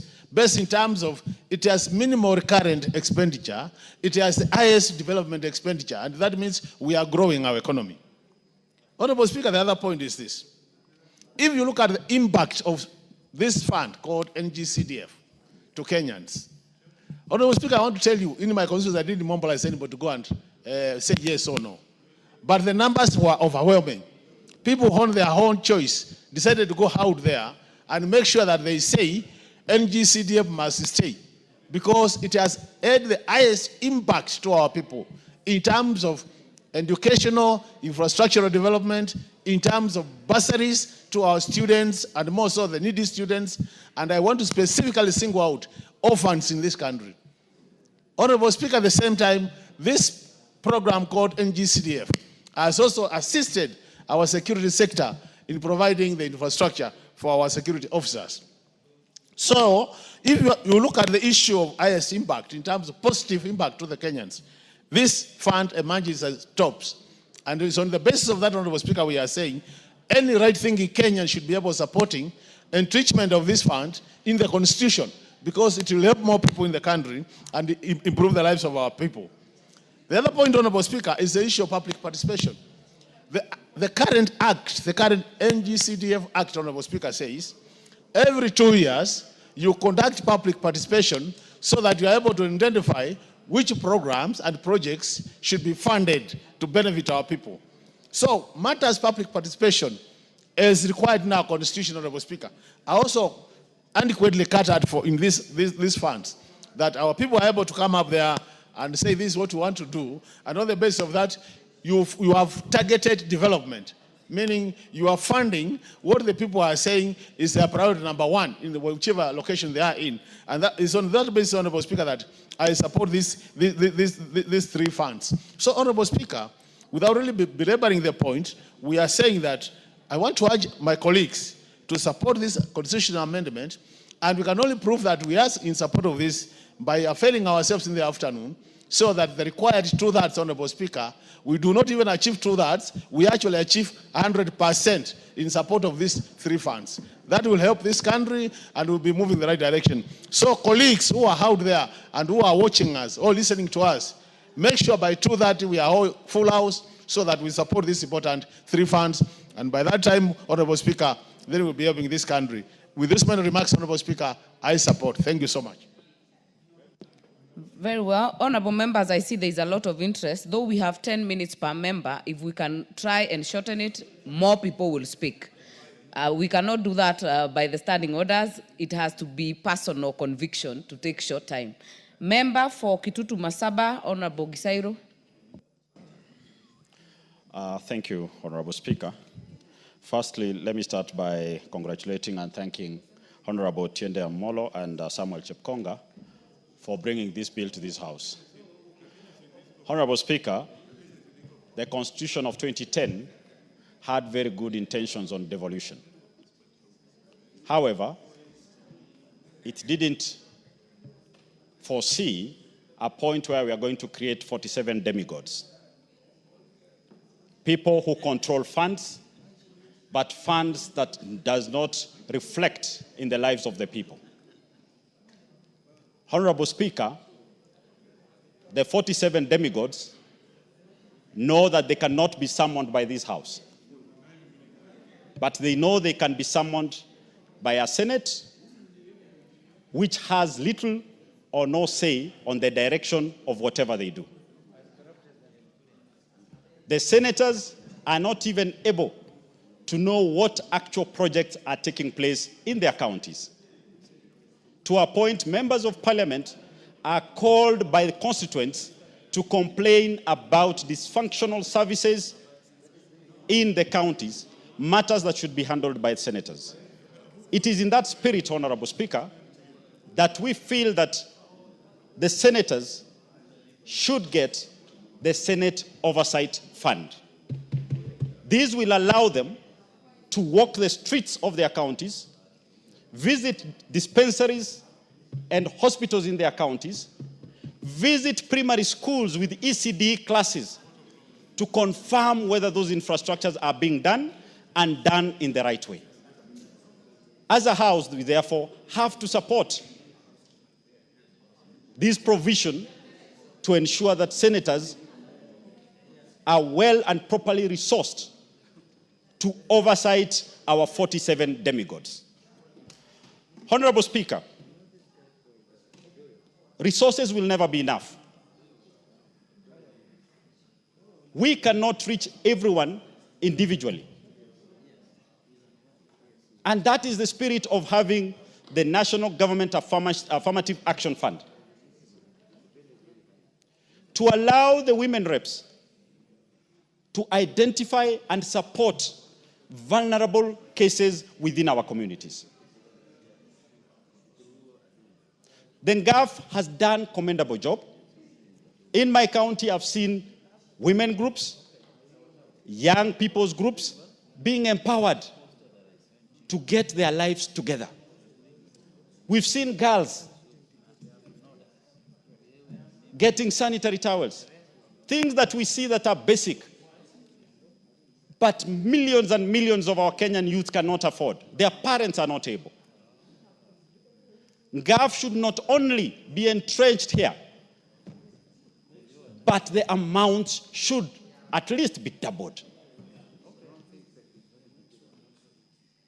to enable the vulnerable in the community be taken care of in the right manner. Honorable Speaker, many members have said here that members of parliament are not party to NGCDF. Honorable Speaker, we are elected to perform 3 key roles: oversight, legislate, and represent. Honorable Speaker, we have a hand in the NGCDF by virtue of representation.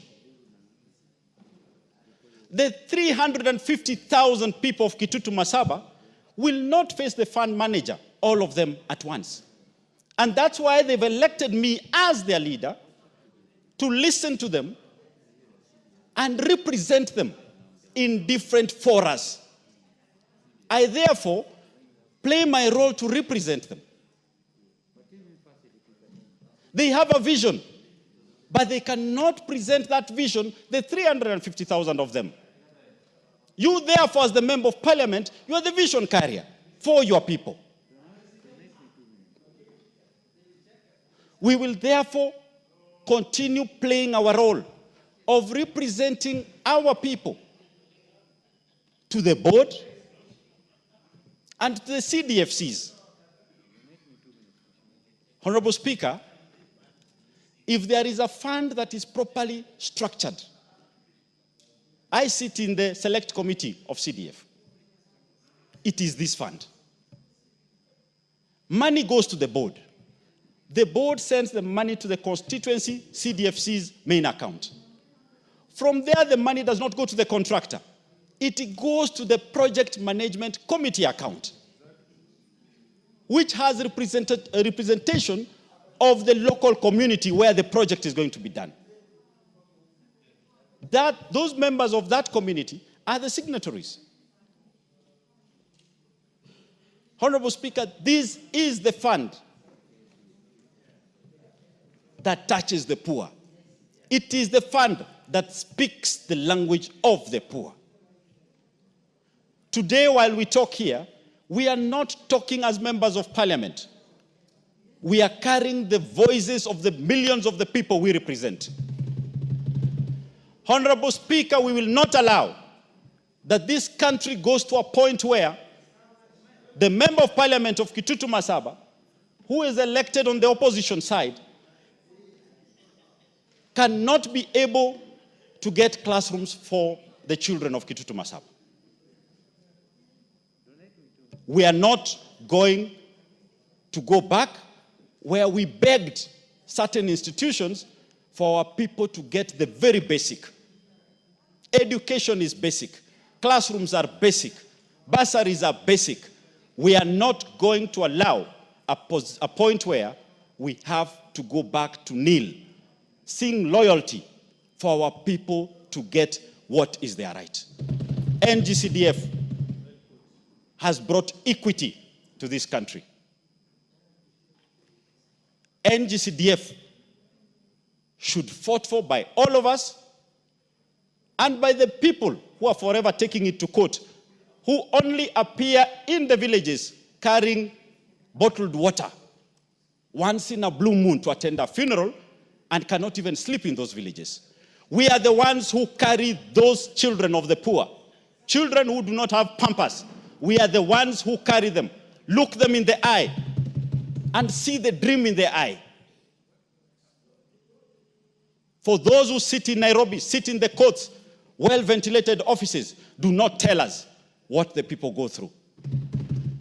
We are the ones who know what the people go through. We are the ones who know the dreams of the poor young child. It is our responsibility as a House, all members, to show up today. Because if you do not show, we'll put you in the bracket of the aloofness that is represented by the people active in courts. Honorable Speaker, I would like to end there and say that I support this bill because with this bill, our children have a future. Thank you, Honorable Speaker. Honorable Agnes Pareyo.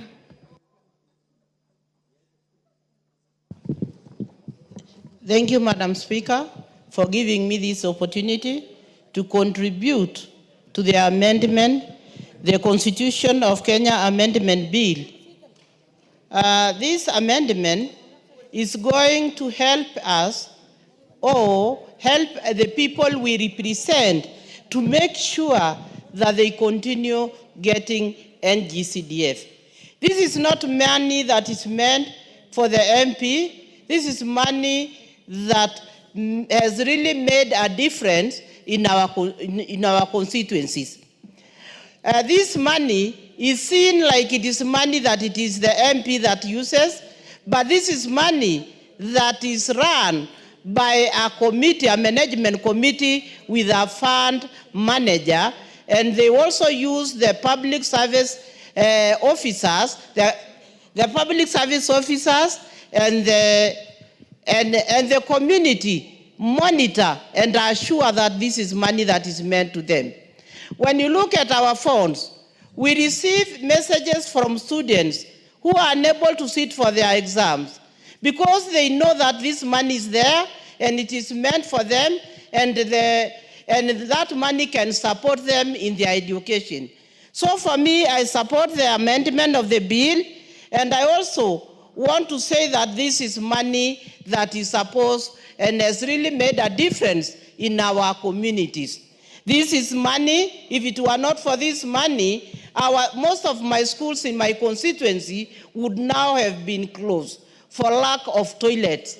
This is money that the community and the constituency know that this is money that we can get, and this is money that we can reach. So for now, we must stand up, all of us in this House, to make sure that this amendment, we have really gotten a quorum so that to make sure that this money remains with the people and this money remains at the constituency.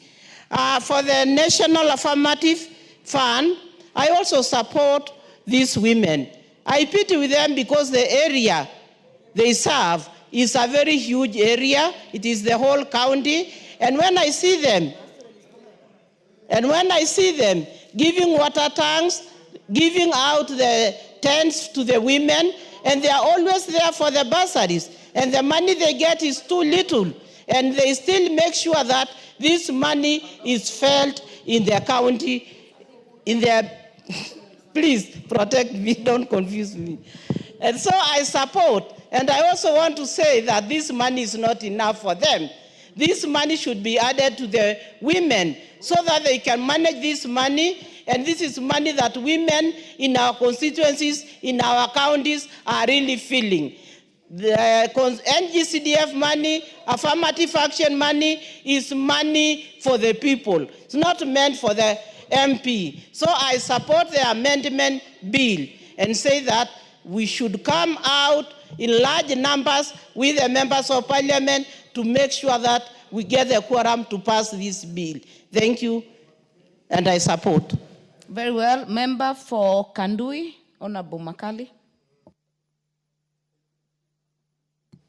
Thank you, Madam Speaker, for giving me the opportunity to also weigh in on this particular bill. First is to really thank the people who thought about bringing the NGCDF, specifically Senator Kabue, who started up this bill. And thank also my senior colleague, Otienda Molo, and Chepkonga for bringing up this bill. Honorable Speaker. Honorable Anjala, you're totally out of order. Honorable Speaker, the Constitution is a living document. And Article 95 of the Constitution gives us power to discuss issues touching on the people. The people have granted us sovereign authority, and members of parliament sit to represent the people. This bill seeks to entrench the three funds into our constitution. Why are we here in the first place? We have been a subject, this assembly and the board have been a subject of various disputes in court, challenging the fund. So as the representatives of the people, if a court declares a fund unconstitutional, who has the role to make it constitutional? Under Article 256, under which this bill is being brought, we have the power as members of parliament to be able to make what is unconstitutional to be constitutional. So in discussing this bill, Honorable Speaker, we are basically doing our part, making what the courts have declared unconstitutional to be constitutional. Honorable Speaker, arguments have been made that NGCDF Act offends the doctrine of separation of powers. Honorable Speaker, I wish to submit before this particular House that there is no absolute doctrine of separation of powers. Members of Parliament and this House have powers to make laws that will give meaning to what the people have sent them here for. And I submit before this House, Honorable Speaker, that even the judiciary, much as it's given up the role of interpreting the laws only, it has also a judiciary fund, and you'll find it actually executing projects within its docket. So there is no absolute doctrine of separation of powers.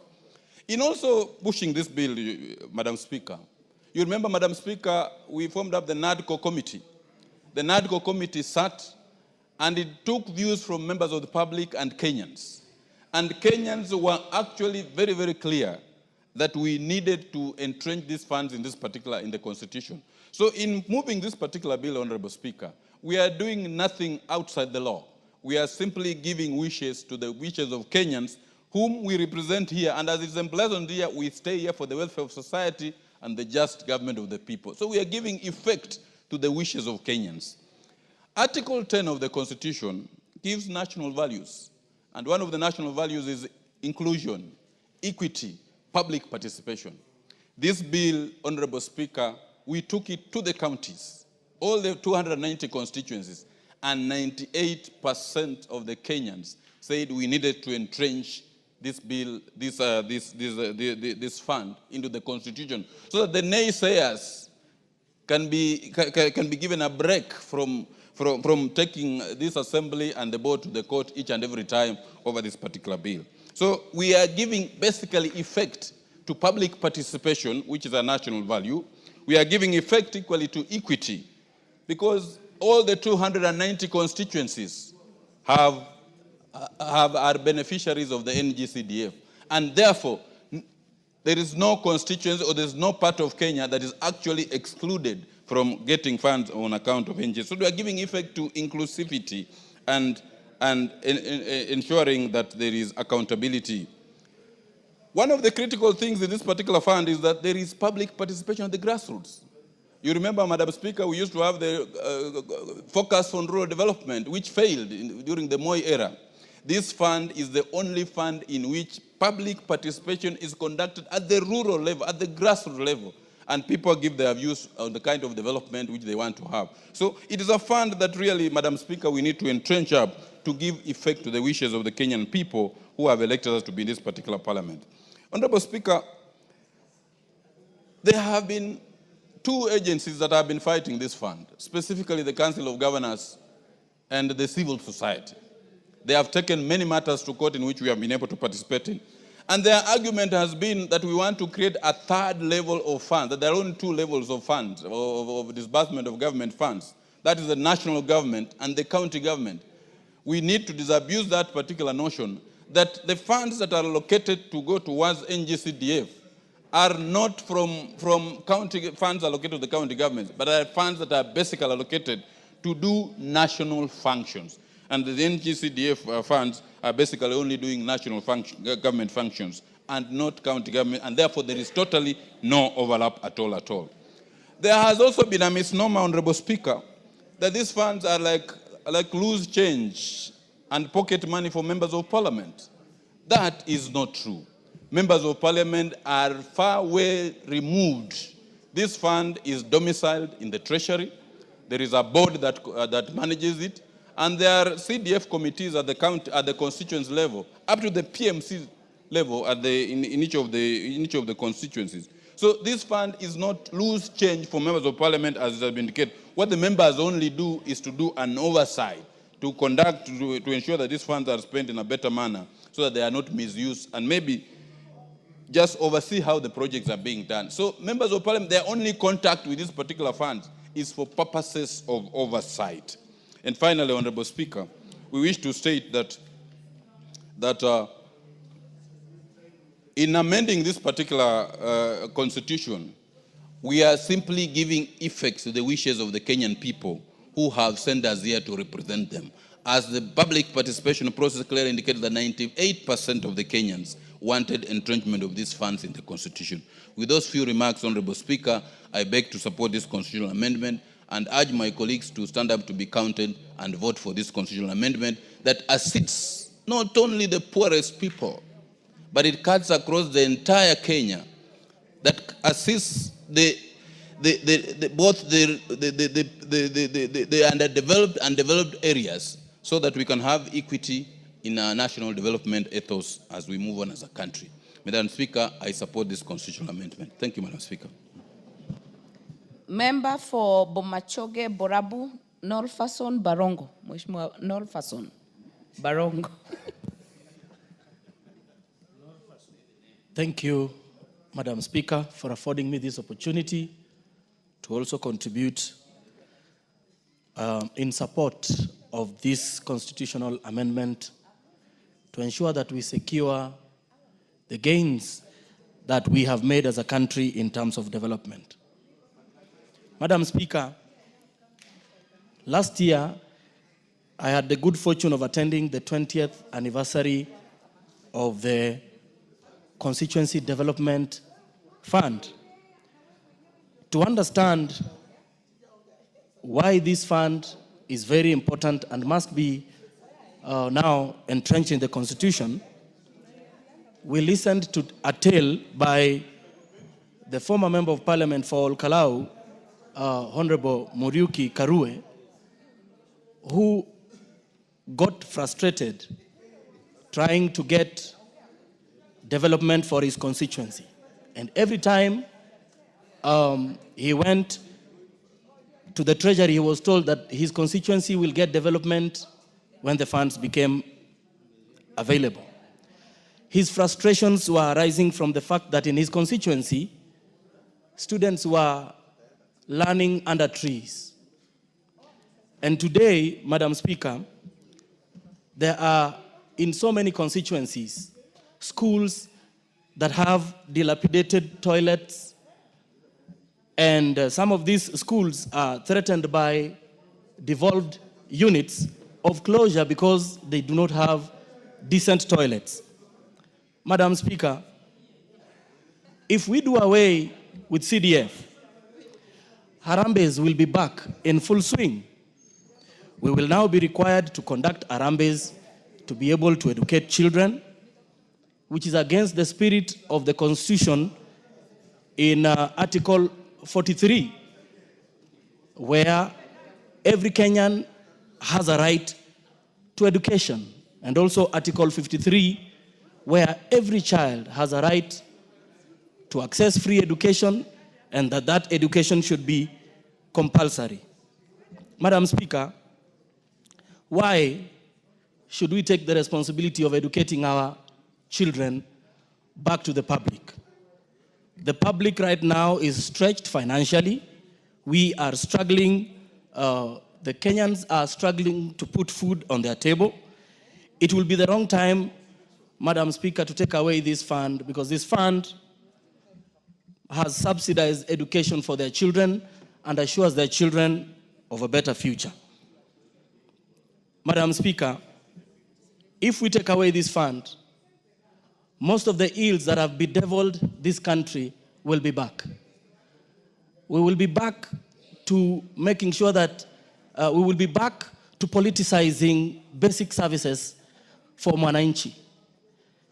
Madam Speaker, the process of engaging public in determining what is their priority projects in their constituencies is a constitutional requirement. And the current NGCDF, as constituted, has been ensuring that the public have a say in what are the priority projects that have to be undertaken in their constituencies. Madam Speaker, I think the public spoke emphatically by giving their views on what needs to be done going forward. The courts have announced their position that this CDF is currently unconstitutional, and it is upon this House now to make a decision to correct the things that the court has actually raised, so that this fund is now entrenched in the Constitution, so that Kenya can continue to receive the development that ensures that there is equity across the land. For this reason, Madam Speaker, I want to encourage our members, those who are not in the House today, make your way back to Nairobi, make your way back to the chambers, make sure that the overwhelming support we received from the public around the entrenchment of this Constitution becomes a reality this afternoon. Madam Speaker, for these reasons, I support this amendment. Thank you. Member Fontiwa, Honorable Martin Owino. Equally appreciative, Madam Speaker, for the opportunity to say to our friends, the mover, Senior Counsel Tinda Molo, Chepkonga, and also the second, Sir George Murangara. Madam Speaker, there's no one who is saying that CDF does not work. National government CDF works. What we want to do here is to protect what is working for Kenyans, to remain working for Kenyans, and to lock out these busybodies who keep on going to the courts all the time. Madam Speaker, just speaking from my own constituency, and I know it's the same. If I go to Mary Maingi, constituency is the same. Cynthia, the same. Wherever we go, Matthias here is the same. You will see CDF in action and what CDF does. Madam Speaker, in Dewa, where I have 204 schools, 152 primary and 52 secondary schools. Without CDF, before that, children were just sitting in a classroom learning and seeing goats grazing outside. And that is across the nation. Now that has changed because we are building classrooms. We are reducing population in classrooms. Where children used to have 80 in a class, now they are halved.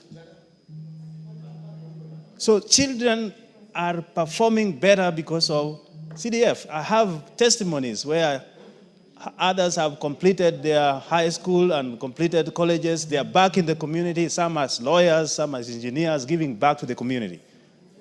Where in those areas, children would have dropped. Teenage pregnancies are reduced because of sustaining kids in school, because education is an equalizer in all this. What I wonder, and I ask our colleagues to think about, we appropriate money to Ministry of Education.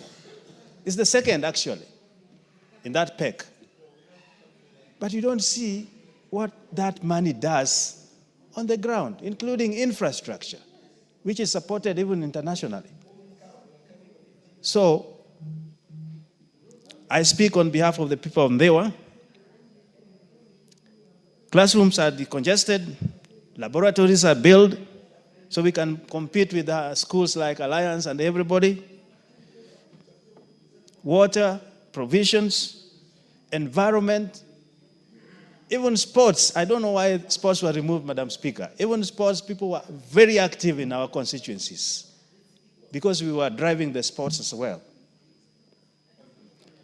Madam Speaker, when we talk of national ethos, and another member have alluded to it here, when we talk of value for money, equity, inclusivity, emergency responses. That is the heart of CDF. Notwithstanding, other people, other devolved units are there, but they're not responding even to emergencies. Now we are even pushed to be responding to toilets as emergencies, which should not be the case. What happened with the capitation we give the ministries? Where do they take their money? So mine is to protect what is working and entrench this into the Constitution. In fact, if we were to rewrite the Constitution, this is the most important decentralized fund in 290 constituency. You would have not even thought of having 47 counties. Those monies would have been channeled through this, and you would see the impact it would have done in these areas. Lastly, entrenching this into the Constitution will cure what we call oxymoronism of leadership, where you say one thing and you do the other. What CDF does is seen. And because it is people's driven, public participation is a must, approval system is up to the board, and even in this house we have a committee that oversees that board. So the whole system should be replicated in other areas of activities. If those who are jealous of its functionality, I think what they should do is to copy what CDF does. Without belaboring on the obvious, allow me to say I support this. And members, if where representation is needed this afternoon, it is in this house. Thank you, Madam Speaker. Honorable Cynthia Muge, member for Nandi.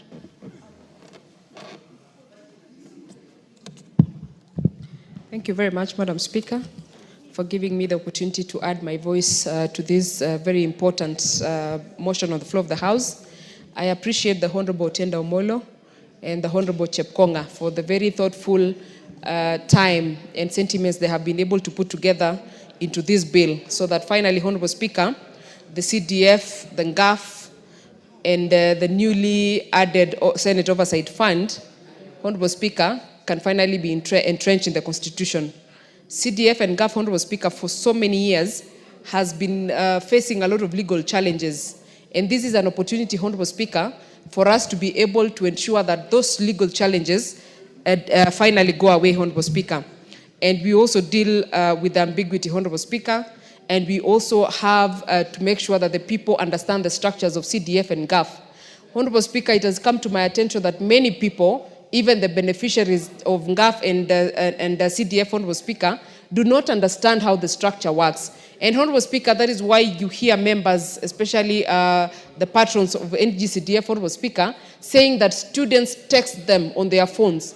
Honorable Speaker, I think it's also high time that the people in this country and the beneficiaries and those people that run institutions and organizations, Honorable Speaker, understand how structures work. The NGCDF, Honorable Speaker, and GAF have a structure. And just to speak to GAF, Honorable Speaker, I wish the people knew that there's a structure that runs GAF. And Honorable Speaker, allow me to say this. The people who have attached GAF and NGCDF to members are not the members themselves, Honorable Speaker. They are the people outside there. Otherwise, Honorable Speaker, if you look at the structure, there is nowhere the member of parliament, who is a patron of NGCDF, comes into the running of the operations of NGCDF. Honorable Speaker, same to GAF. Myself, as a member of parliament, Honorable Speaker, being a woman rep, I do not run GAF. I am just a patron. I am just an oversight authority for GAF.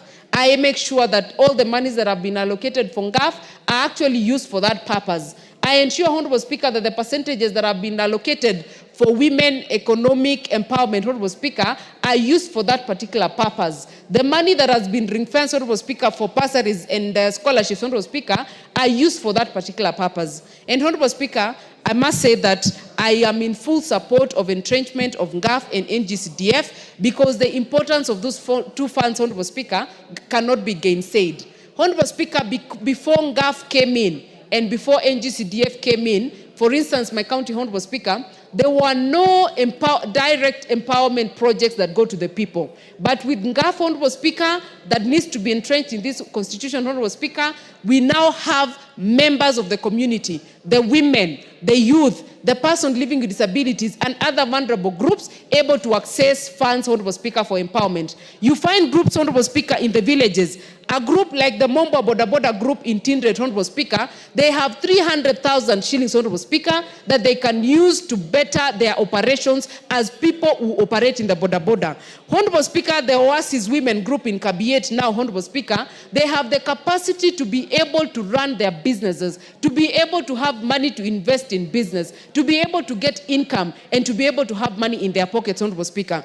Courtesy of this same GAF, Honorable Speaker, today, Nandi County is boasting of more than 700,000 seedlings of kahawa that have been given out under the Mama na Kahawa program in Nandi County Honorable Speaker. That program, Honorable Speaker, in the next 3 years, you will be able to see proper fruits. You will be able to see lesser people going to the NGCDF offices, going into the NGAF offices to look for funds because they can be able to run their, they can be able to pay their school fees, Honorable Speaker.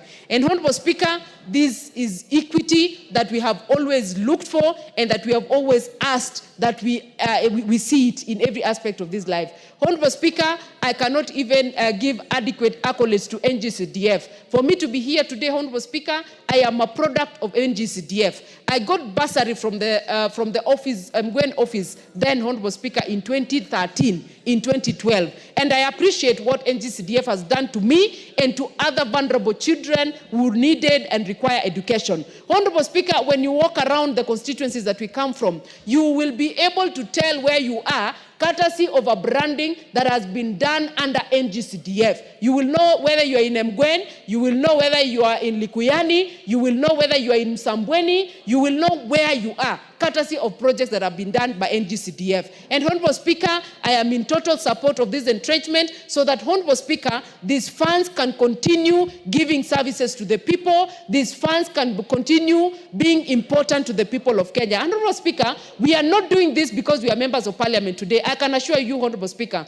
that in 2027, September, during the swearing in, I will not be in this house. But NGCDF and GAF must be in this house, Honorable Speaker, so that it can be able to serve the people of Kenya post me and you who are sitting in this house, Honorable Speaker. So we are not doing this, Honorable Speaker, for us. We are doing it for the people of Kenya. We are doing it for the children of Kenya. We are doing it for the women of Kenya. We are doing it for the youth of Kenya. We are doing it for the big PWDs of Kenya, Honorable Speaker, so that this fund, Honorable Speaker, can live beyond any member and any person who gets an opportunity to sit in this house. So, Honorable Speaker, with those very many remarks, I support the entrenchment of NGCDF, of NGAF, and Senate Oversight Fund to the Constitution of Kenya so that we can stop running battles in courts with the people who like going to court, Honorable Speaker, and deliver the services to the people of Kenya. I support, Honorable Speaker.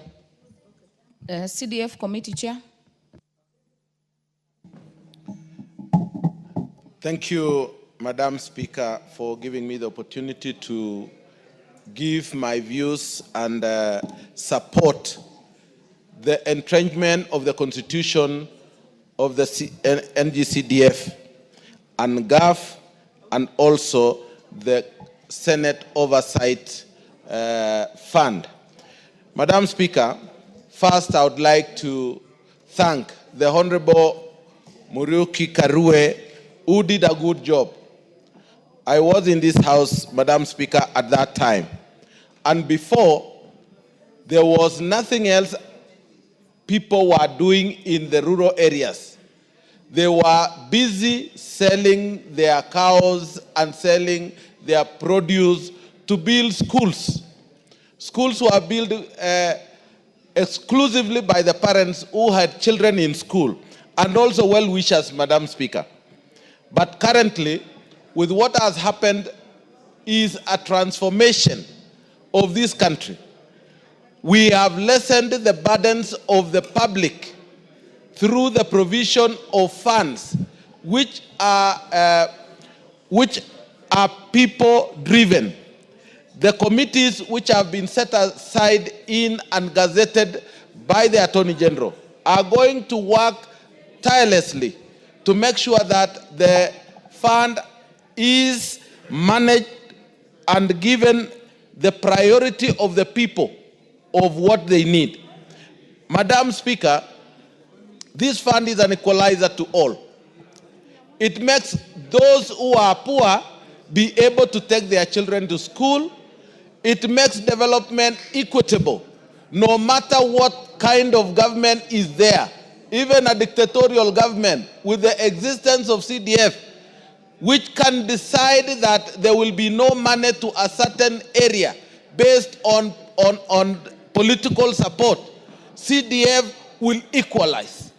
And everybody will be able to feel what they are paying in terms of taxes. Madam Speaker, we also want this, the funds to be entrenched, because we have had serious litigants in this country. I want to say for sure, Kenya has evolved into a very serious democratic country, never seen even in Africa, because everybody has a right to challenge whatever is done in this house. They go to court. They are also allowed to run in the street and they declare or give what they want what they require. So doing this is the right thing, so that we are able to shield this fund from being destroyed by litigants and others who do not wish other people well. Madam Speaker, if you compare what the NGCDF is doing in the constituencies, and you compare what the county governments are doing in the various areas, if you compare the schools built by CDF, the county government have only one responsibility in education: to build the ECD classes. And there are only 2 in every primary school. Madam Speaker, we are going to almost, after the enactment of the Constitution, to have the counties. We are in the 12th year or so. And in fact, the governors have not finished even building the nursery schools, only 2 classes. When in the CDF, the boards and the CDFCs who are there in the constituencies have been able to build classes, numbers. They are almost done with them. So, Madam Speaker, we need to support the enactment and the entrenchment of this constitution so that we are able to support. I wish we had brought in the ward fund so that we can be able to remove some amount of money from the county government and give to the ward representatives, so that there will be a management system which is there in the ward, so that we see development on the ground. But here, since we have not been able to get it in this time, I hope members can think about it, so that we can have a ward fund as part of the entrenched fund which is required, which we get money from the counties.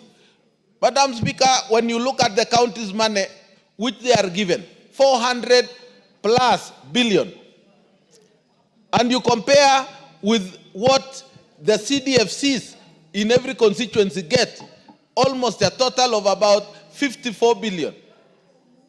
It is just like day and night. And that is why at the end of every term of a member of or the governors, they usually pass through court to be washed before they go home. So we do not know how we are going to protect the money of Kenyans from being misused.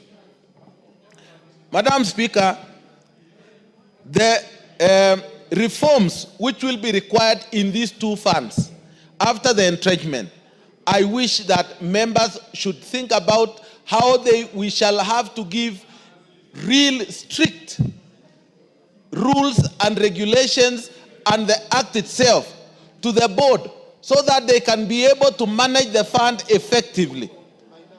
If we are going to have if we entrench this, we need to think about what do we want to make sure that these 2 funds or the 3 funds are going to go through, so that we are able to make it perfect and out of the litigation area.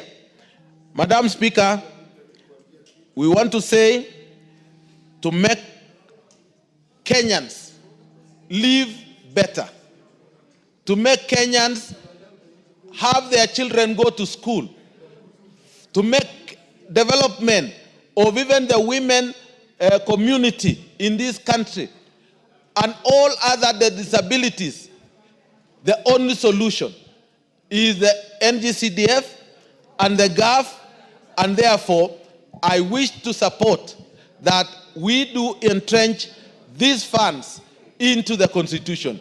Thank you, Madam Speaker. Member for Wajir West, Honorable Yusuf Mohammed. Thank you, Madam Speaker, for giving me this opportunity also to support the entrenchment of NGCDF, GAF into the Constitution. Madam Speaker, Kenyans have spoken. We have done public participation everywhere in this country. And Kenyans have overwhelmingly supported this bill. That clearly shows the trust the people of Kenya have in NGCDF and the GAF. But Madam Speaker, I don't want to put myself or go to debate with governors who are claiming these specific funds to be abolished or taken off from the records. I want to tell those governors, even if this money today is taken back by the national government, it will not come to the county governments. Why? Because NGCDF functions are very clear and distinct. NGCDF and GAF are doing what the national government functions are, specifically education, security, energy, and the rest. My question is, if these funds are abolished, where will the governors and the county government get money to fund the gap? If they're able to do it, they could have done it now. Education is not a devolved function, and security is not a devolved function. Madam Speaker, the people who are advocating for the removal of this fund are people who do not understand what the person at the grassroots level feels about it. These are people who are able to pay the school fees of their kids,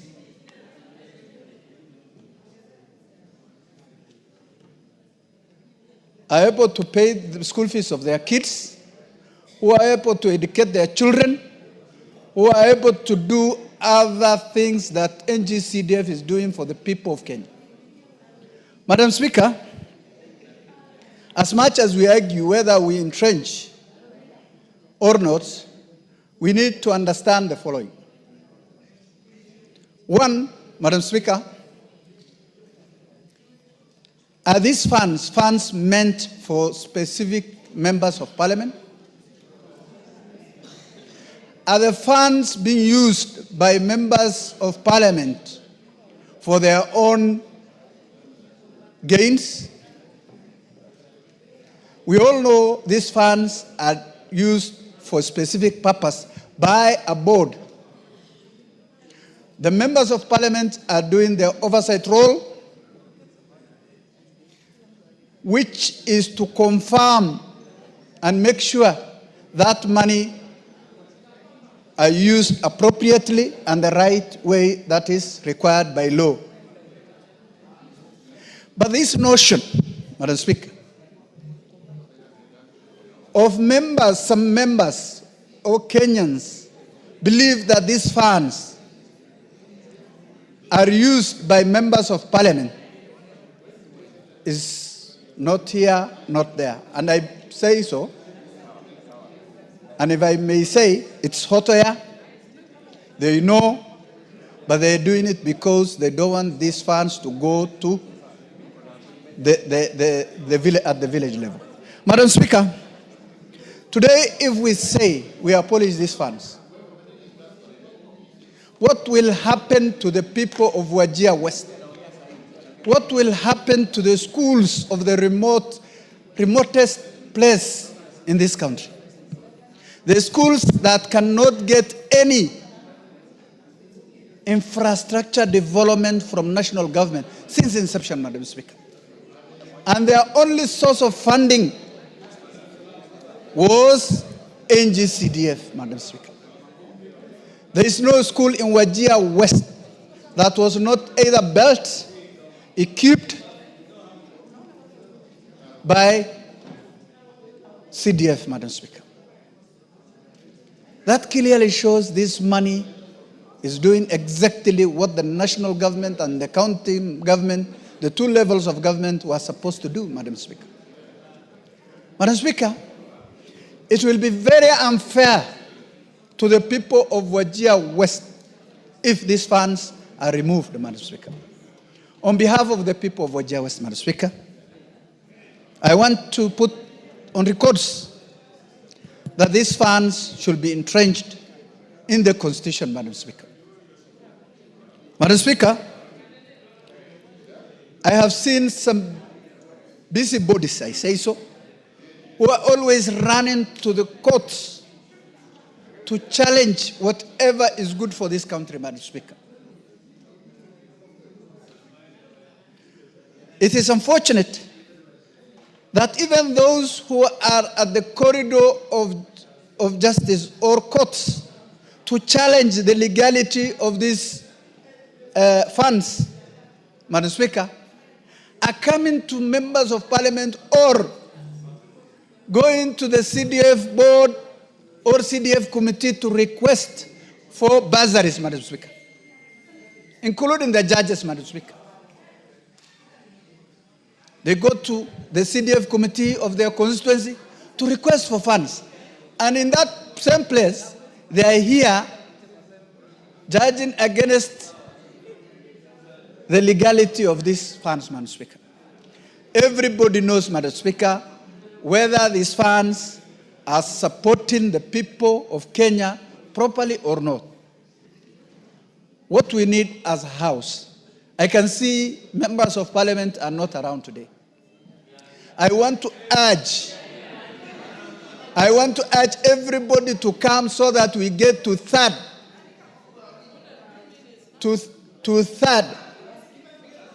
Most of the members of parliament should come and vote. Madam Speaker, I withdraw before. Honorable Beatrice Kemei, what is out of order? Thank you, Madam Speaker.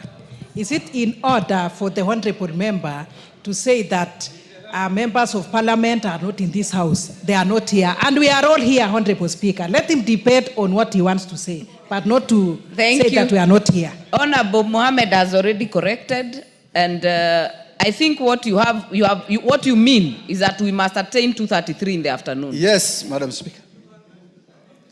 Madam Speaker, we must attain to 2:33 today so that we entrench this into the Constitution, Madam Speaker. If we are serious about this bill, if we are serious about the people of Kenya, if we are serious about children, our children, we must entrench this bill into the Constitution, Madam Speaker. With those few remarks, I support the bill, Madam Speaker. Thank you for giving me. Honorable member for Nairobi, Honorable Pasaris. Thank you, Madam Speaker, for giving me this opportunity to contribute to the bill on entrenching NGCDF, GAF, and creating an oversight Senate fund as well. Madam Speaker, the first thing I have to say is, first of all, I regret what happened in Nairobi County and across the country yesterday. What was supposed to be a peaceful demonstration was not peaceful. Lots of people ended up losing their lives. So many others were injured. And on top of it, a lot of people lost property. And Nairobi came to a standstill, as did many other parts of the country.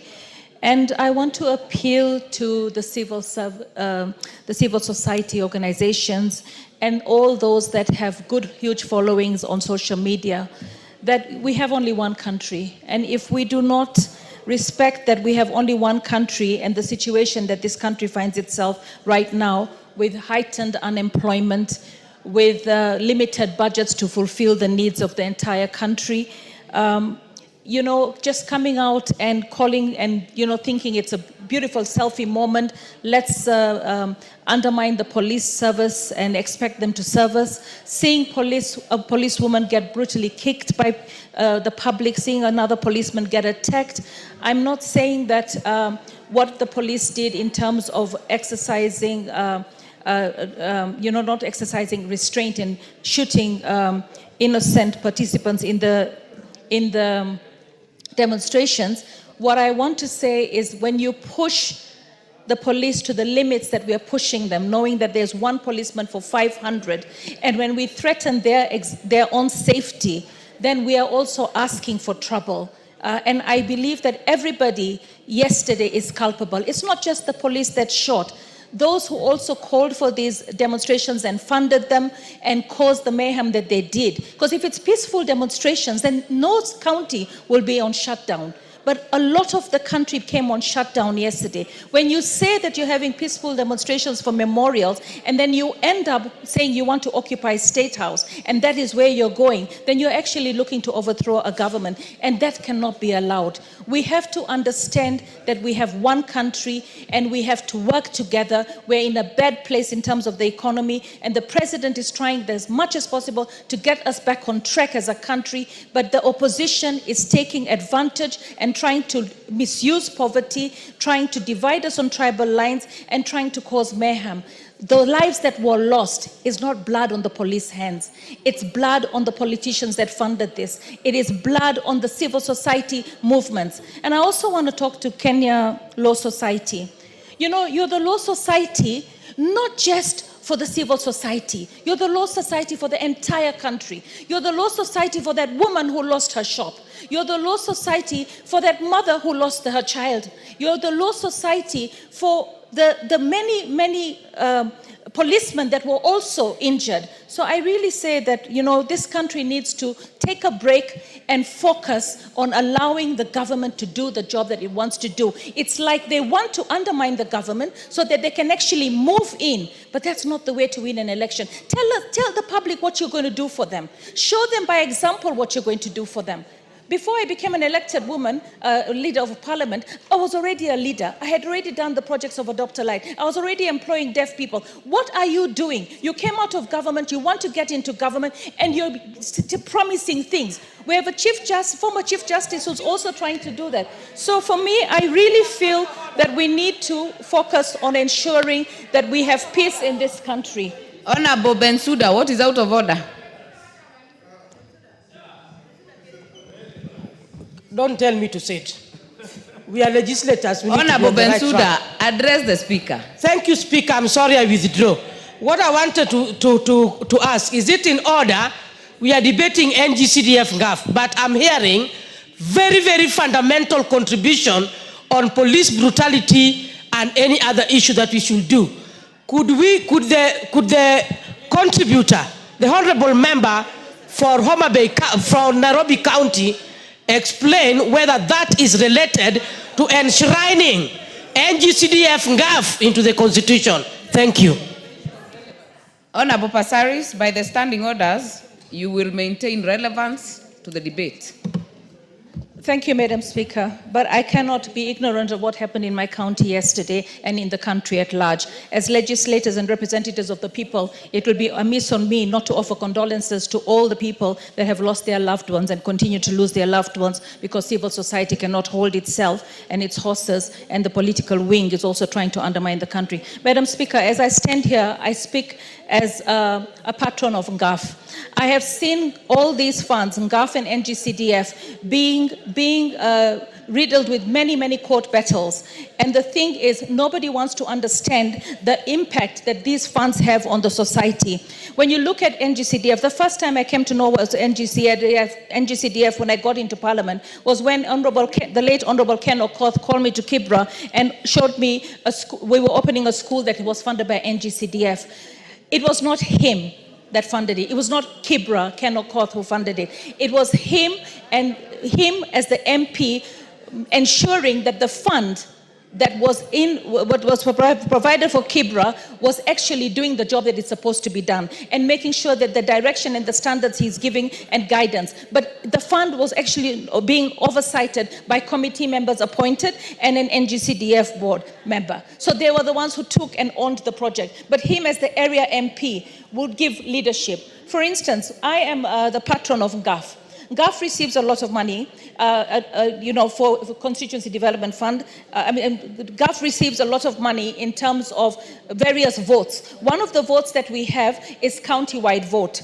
And in the county-wide vote, when we realized that the committee members came and said, we have a problem with SGBV, we actually decided to save the money, look for the land, and we're putting up the first county-owned safe house and shelter in Nairobi County. That would not have been done if we just said that we leave everything to the governors and the executive. Nobody had thought of building a safe house in Nairobi. And I've seen a number of women reps also deal with safe houses, deal with rehab centers. So there are gaps and there are voids. And those gaps and voids are being filled with these funds. We also have a situation where, for instance, during COVID, we had Mama Fuas come to us and say, you know what, now we can't go into people's houses to wash clothes because of COVID. And our businesses are going down. This is how we raise our money. GAF together, the committee sat together and said, why don't we create stations for them to be able to operate? So we put in washing machines, dryers, and ironing boards and gave them the equipment so that they would be able to conduct their business. So that was something that a gap is breached by the National Government Affirmative Action Fund. There are so many other projects. We also empower people to be able to start businesses in terms of posho meals, in terms of TV centers, in terms of motorbikes for the border. This fund has its role. And I believe to always be going into court, in and out of court, and derailing the progress of the funds in terms of bursaries, in terms of affirmative action, in terms of persons living with disability provisions, in terms of education, in terms of police stations. I've seen police stations funded. I mean, when you go to Ruaraka, Honorable TJ Kajwang has put a police station. These are gaps. We even had the judiciary once come and engage us as members of parliament and saying, you know, we need courts and we want you to help allocate some money for us to build courts closer to the people. So for me, this fund needs to be entrenched in law so that it stops being taken to and from, so that it can continue the good work that it's done. After 20 years, you come back and say this fund should be gone. Do you know other countries actually want the fund because the MPs are not able to actually see that the grassroots is getting met in terms of its need. So, Madam Speaker, as I stand here, I really hope that we will be able to entrench this into law, and I hope that GAF can also be apportioned to a percentage like NGCDF, so as the economy grows, GAF fund grows. It cannot be a standard blanket 3 billion. It has to be entrenched into law so that we can be able to grow as the economy grows. So I stand here and I support all these funds so that we can be able to effectively deliver what we've been delivering to the grassroots in real time as it's required, through the various structures that have been put in place, where I am just a patron, the MP is just a patron, and we can be able to ensure that our people are served very well. Thank you very much. Member for Nambale, Honorable Geoffrey Mulanya. Thank you, Madam Speaker, for giving me the opportunity to add my voice on this particular bill. Madam Speaker, the fight against NGCDF is not just the fight on the fund. This is a misplaced fight whereby we find many people wants to fight members of parliament. They wrongly direct the anchor onto this particular fund. Madam Speaker, when you walk around the country, you realize the gains made by this particular fund.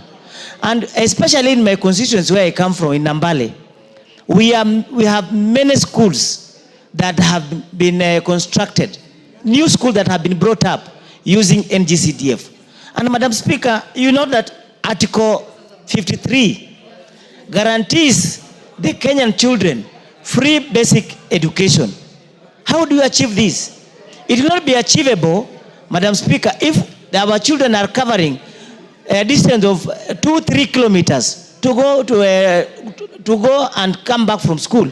And Madam Speaker, in Nambale constituency, we have earmarked 6 new schools.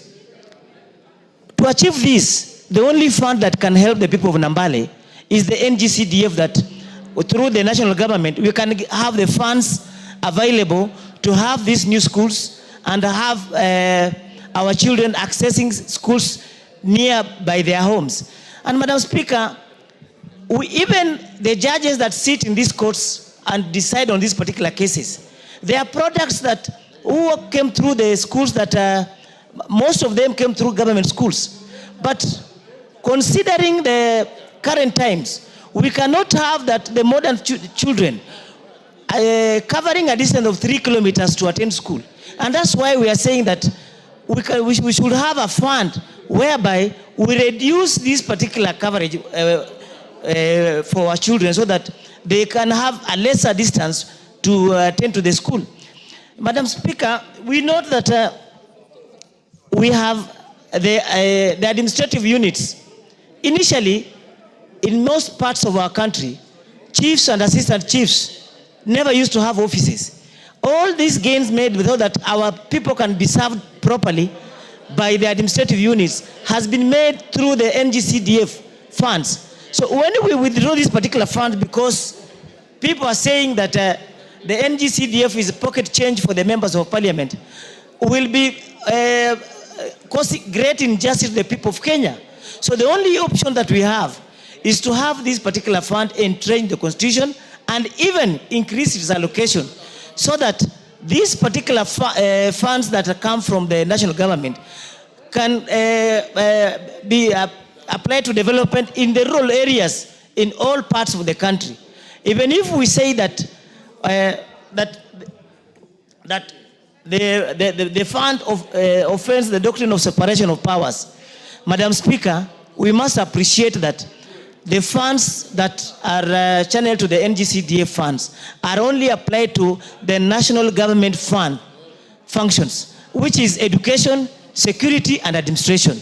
So when we say that this fund is withdrawn, the funds will never be applied to the county governments, because the county government, they have their own allocations, and as has been said here, we are 13 years into devolution. But in many parts of this country, you find that there are schools without ECD classes. So the county government or the devolved units, they must first of all concentrate on the funds they have, apply the funds available, so that they allow the national government also to perform their functions. We as members of parliament, we are mere patrons. Our duty is just to ensure that there is equity in distribution of these funds or application of the fund to all parts of the constituency, but we are not involved in the appropriation, we are not involved in the expenditure.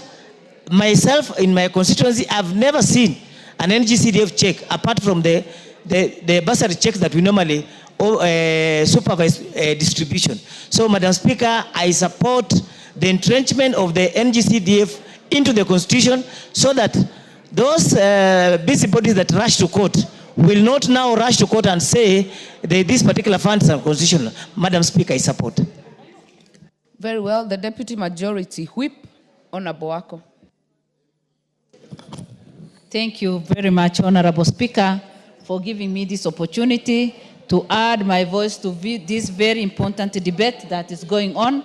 As I also want to thank Honorable Otiende Amolo and Samuel Chepkonga for bringing this. Honorable Speaker, if there is any bill that we all need to participate in, it is this bill, because it touches the lives of our people and especially the vulnerable people. Honorable Speaker, the poverty level in this country is quite high. And the only way that we have managed to get to our people and also help them in their need is through CDF and NGAF money. Honorable Speaker, NGAF money cannot be compared to what CDF is doing or the amount of money that we receive in CDF.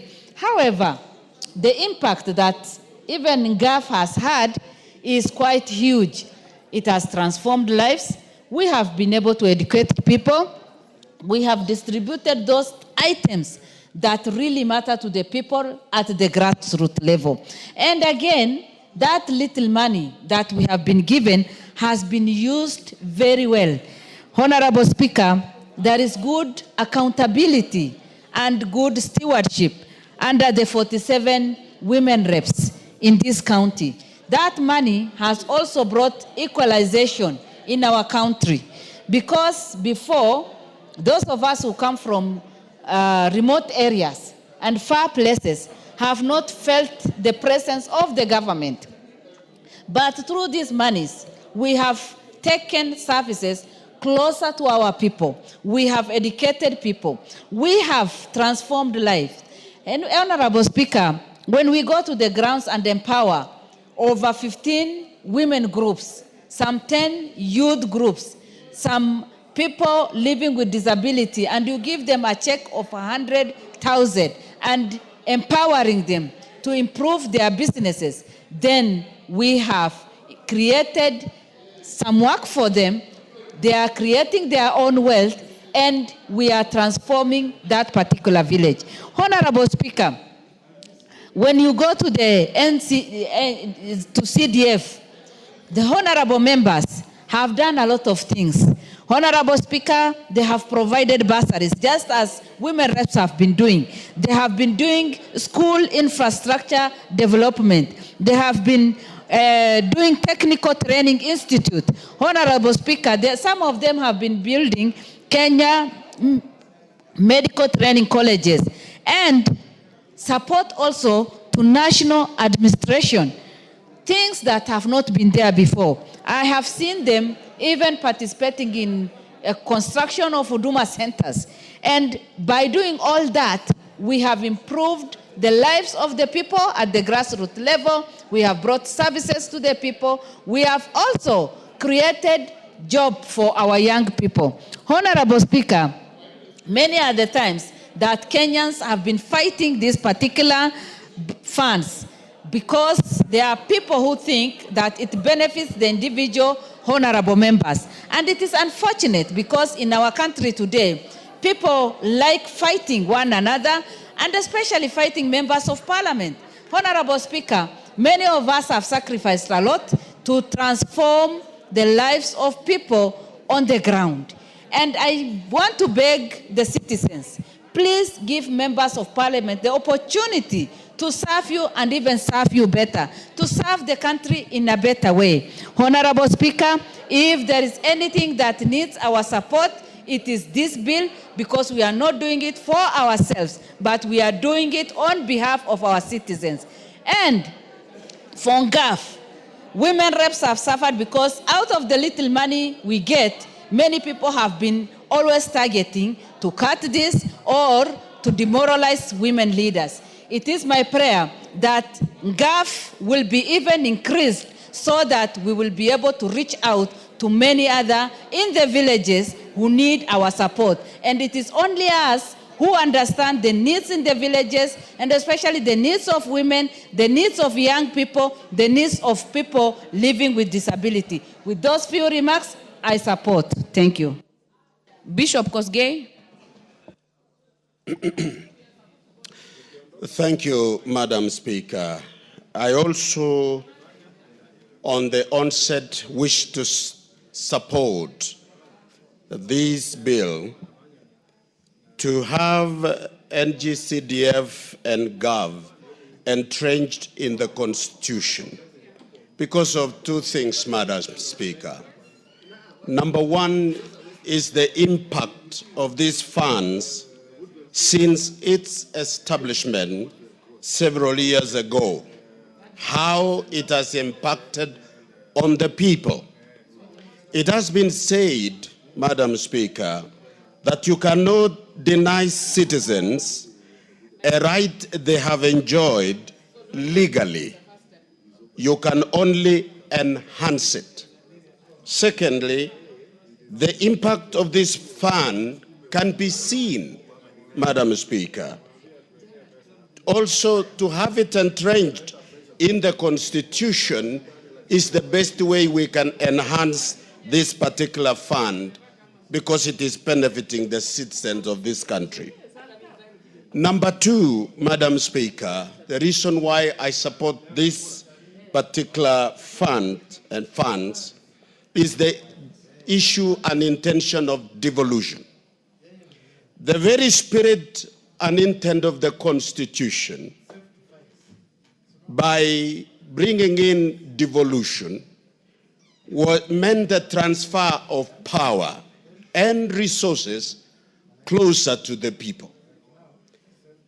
And the question which was in the minds of the drafters of the Constitution was to have a primary goal to bring governance closer to the people, fostering greater participation by the public, and equitable resource allocation.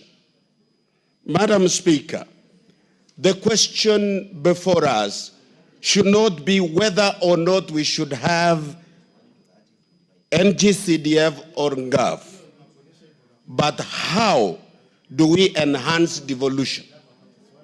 And this is one way of doing it, taking resources and the right of citizens to participate in an equitable manner closer to them by legal and practical means. With this, Madam Speaker, I appeal to all Kenyans of goodwill as the members of Parliament undertake this afternoon on their behalf to entrench it in the Constitution, to appreciate that this is one way we are enhancing devolution in our country. With that, Madam Speaker, I support. Thank you. Very well. Honorable Member for Teso North, Honorable Kaunya. Thank you, Honorable Speaker. Honorable Speaker, I want to lend my voice to this and say I support this amendment, Constitution of Kenya Amendment Bill 2025, to entrench the CDF and the GAV as well as the Senate oversight into the Constitution. Honorable Speaker, I want to emphasize one important thing that NGCDF has done in the country. It has brought about inclusivity and equity in areas and communities or constituencies where we have had marginalized communities, such as where I come from, the Teso community. It has been able to provide resources that have uplifted this community. I want to give the example that when I came in 2017, Honorable Speaker, the constituency of Teso North did not have a single government college or training institution. No single college since independence. And because through the NGCDF, we've been able to establish, the committee worked around the clock and established 4 institutions. These 4 institutions today have over 4,000 students. Honorable Speaker, The institutions such as the Kenya Medical Training College has over 700 students. And these students walk from home, from their villages to the college, and therefore the cost of training goes down. Even the poorer sections of the community are able to access education. We have a TTI which has over 3,000 students. We were able to establish a National Youth Service Institute that has been able to be operationalized through NGCDF. And we have also been able to establish a KIBIT, Kenya Institute of Highway and Building Technology. Honorable Speaker, without this, an area such as that, and there are many areas that have been marginalized in this country, would not have the opportunity for development. And therefore, NGCDF entrenchment is key to ensuring that we entrench inclusivity and equity in development in this country. Secondly, Honorable Speaker, I want to say the entrenchment of these funds is going to address poverty alleviation in various areas that are affected. Children who are unable to access education because of poverty, Honorable Speaker, have been able to get through bursaries. It is only the NGCDF bursaries that are felt on the ground. And because many of these children could not access education, the bursary we need actually to enhance, and therefore entrenching it is going to help us to ensure that access to education is open to even poor children. Honorable Speaker, again, if I give the example of my constituency, we have had more than 2,000 students sponsored, fully sponsored by CDF in various colleges and to undertake different courses. At the same time, we see that in terms of bursaries, we have had more than 30,000 who have been able to benefit from bursaries, and therefore they are kept in school, they are able to perform.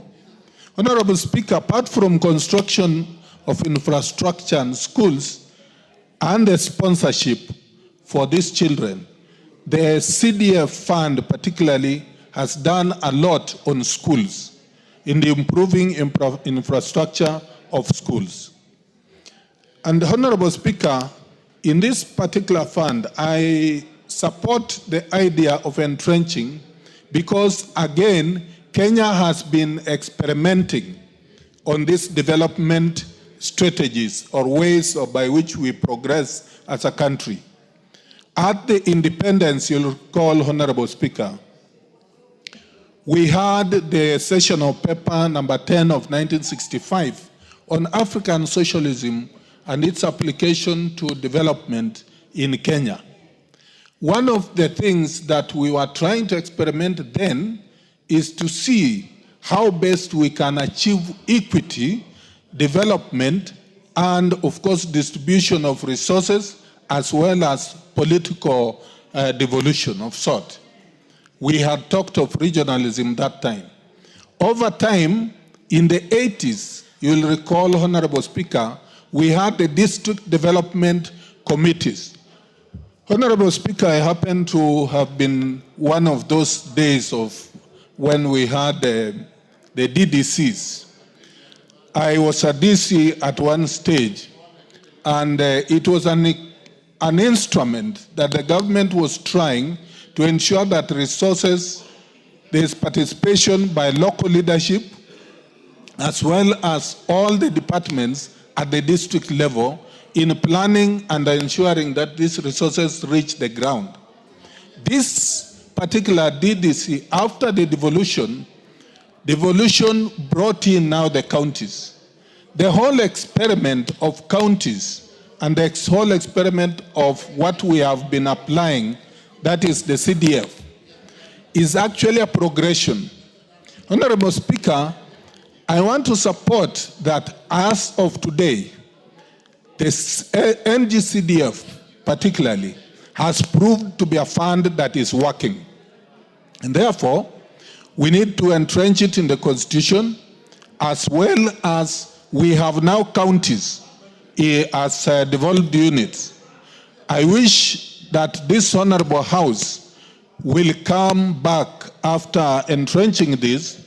We should be able to consider entrenching the Ward Development Fund, and this Ward Development Fund will ensure that the devolved funds that go to counties, Honorable Speaker, can reach to the grassroots. So as the Constituency Development Fund, which is national government funds, reach the constituencies, we also want the ones that are in the county government to reach the wards. And therefore, the public will really feel the development that is required. So, Honorable Speaker, I thank you for giving me this opportunity, and I support the entrenchment of NGCDF, the NGAF, as well as the Senate Oversight Fund in this Constitution. I also want to urge all members, let us all turn up and give the 2/3. Thank you, Honorable Speaker. Member for Mandera, she has walked out. Member for Kwanza. It's a lovely opportunity. First and foremost, I want to take this opportunity to thank the two members of Parliament, Honorable Chikonga and Otieno, for coming up with this so that can entrench the NGCDF into the Constitution.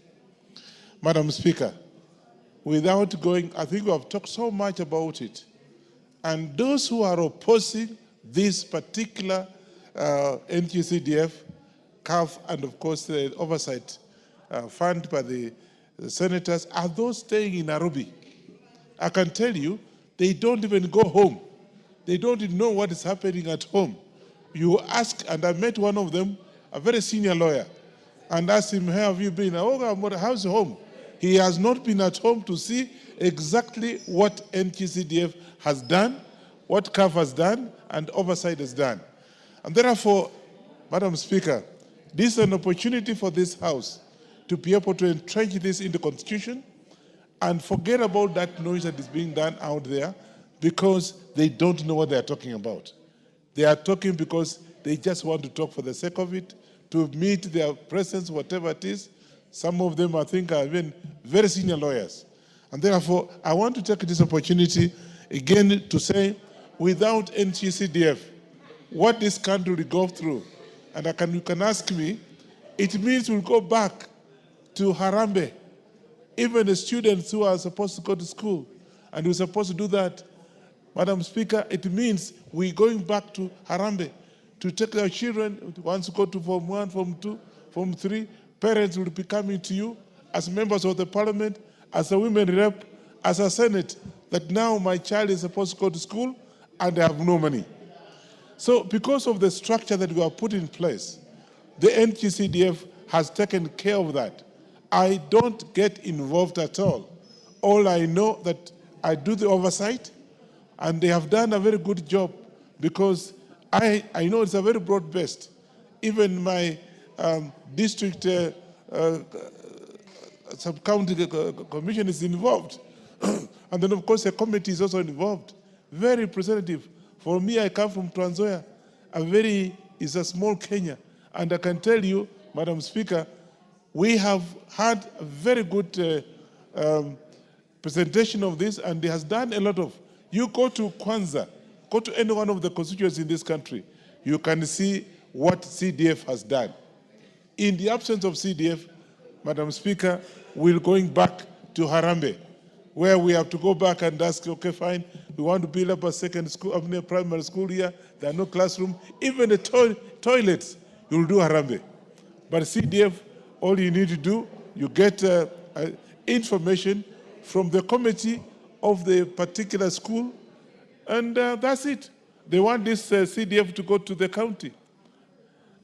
It's actually a joke, because I come from a county, and you can see even ECD, construction of ECDs are not there.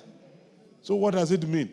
You take this to the county, and all you are doing is that you are enabling the our brothers and sisters who are at home, the governors, what have you, to use money. And most of it, we have had cases in the courts where they have been accused of misuse of the money. So assume now you take the money to whatever county. I don't want to mention my county. In fact, today as we are talking, my governor is actually in trouble because of misuse of the money. Now assume now you are taking the CDF for 5 constituencies to the county. What will you get? Nothing. You'll be hearing nothing but court cases. And therefore, Madam Speaker, this afternoon, let's put this particular funding in the Constitution, and we are not begging anybody. It's our right, because we want to avoid the problems that we've been having in the past. We avoid harambes. Those of you who don't know, some of us have been here for quite some time. Those were the days when you will be asked, okay, now you see, whatever it is, you want to build up a lot, even toilets. Then you have to call for the harambes. That again is not something that we have to go forward, and therefore this is an opportunity for us this afternoon, Madam Speaker, for each one of us to be able to come and please let's vote for this so they can be able to entrench this into the Constitution. The last one and not least, Madam Speaker, I also want to take this opportunity to remind members of Parliament that we don't get involved in this running of the CDF. All we do is oversight. And I've not had anybody being taken to court because he used the money from the CDF. None, or a CAF, or even the senators. So again, we'll be able to assist the senators to be able to do the oversight in our sub-counties and counties, and therefore we pass this afternoon so we can go a way forward. May I take this opportunity to say thank you very much for the opportunity and the support. Thank you very much. Unfortunately, members, our time for the morning session is up. We take note that there is a lot of interest, and I have requested the clerk to note members who have been queuing. As long as you'll be in the House, you'll get the first opportunity in the afternoon to make your contributions. Order, members. And the time being 1:01 p.m., this House stands adjourned until Thursday, 26 June 2025 at 2:30 p.m.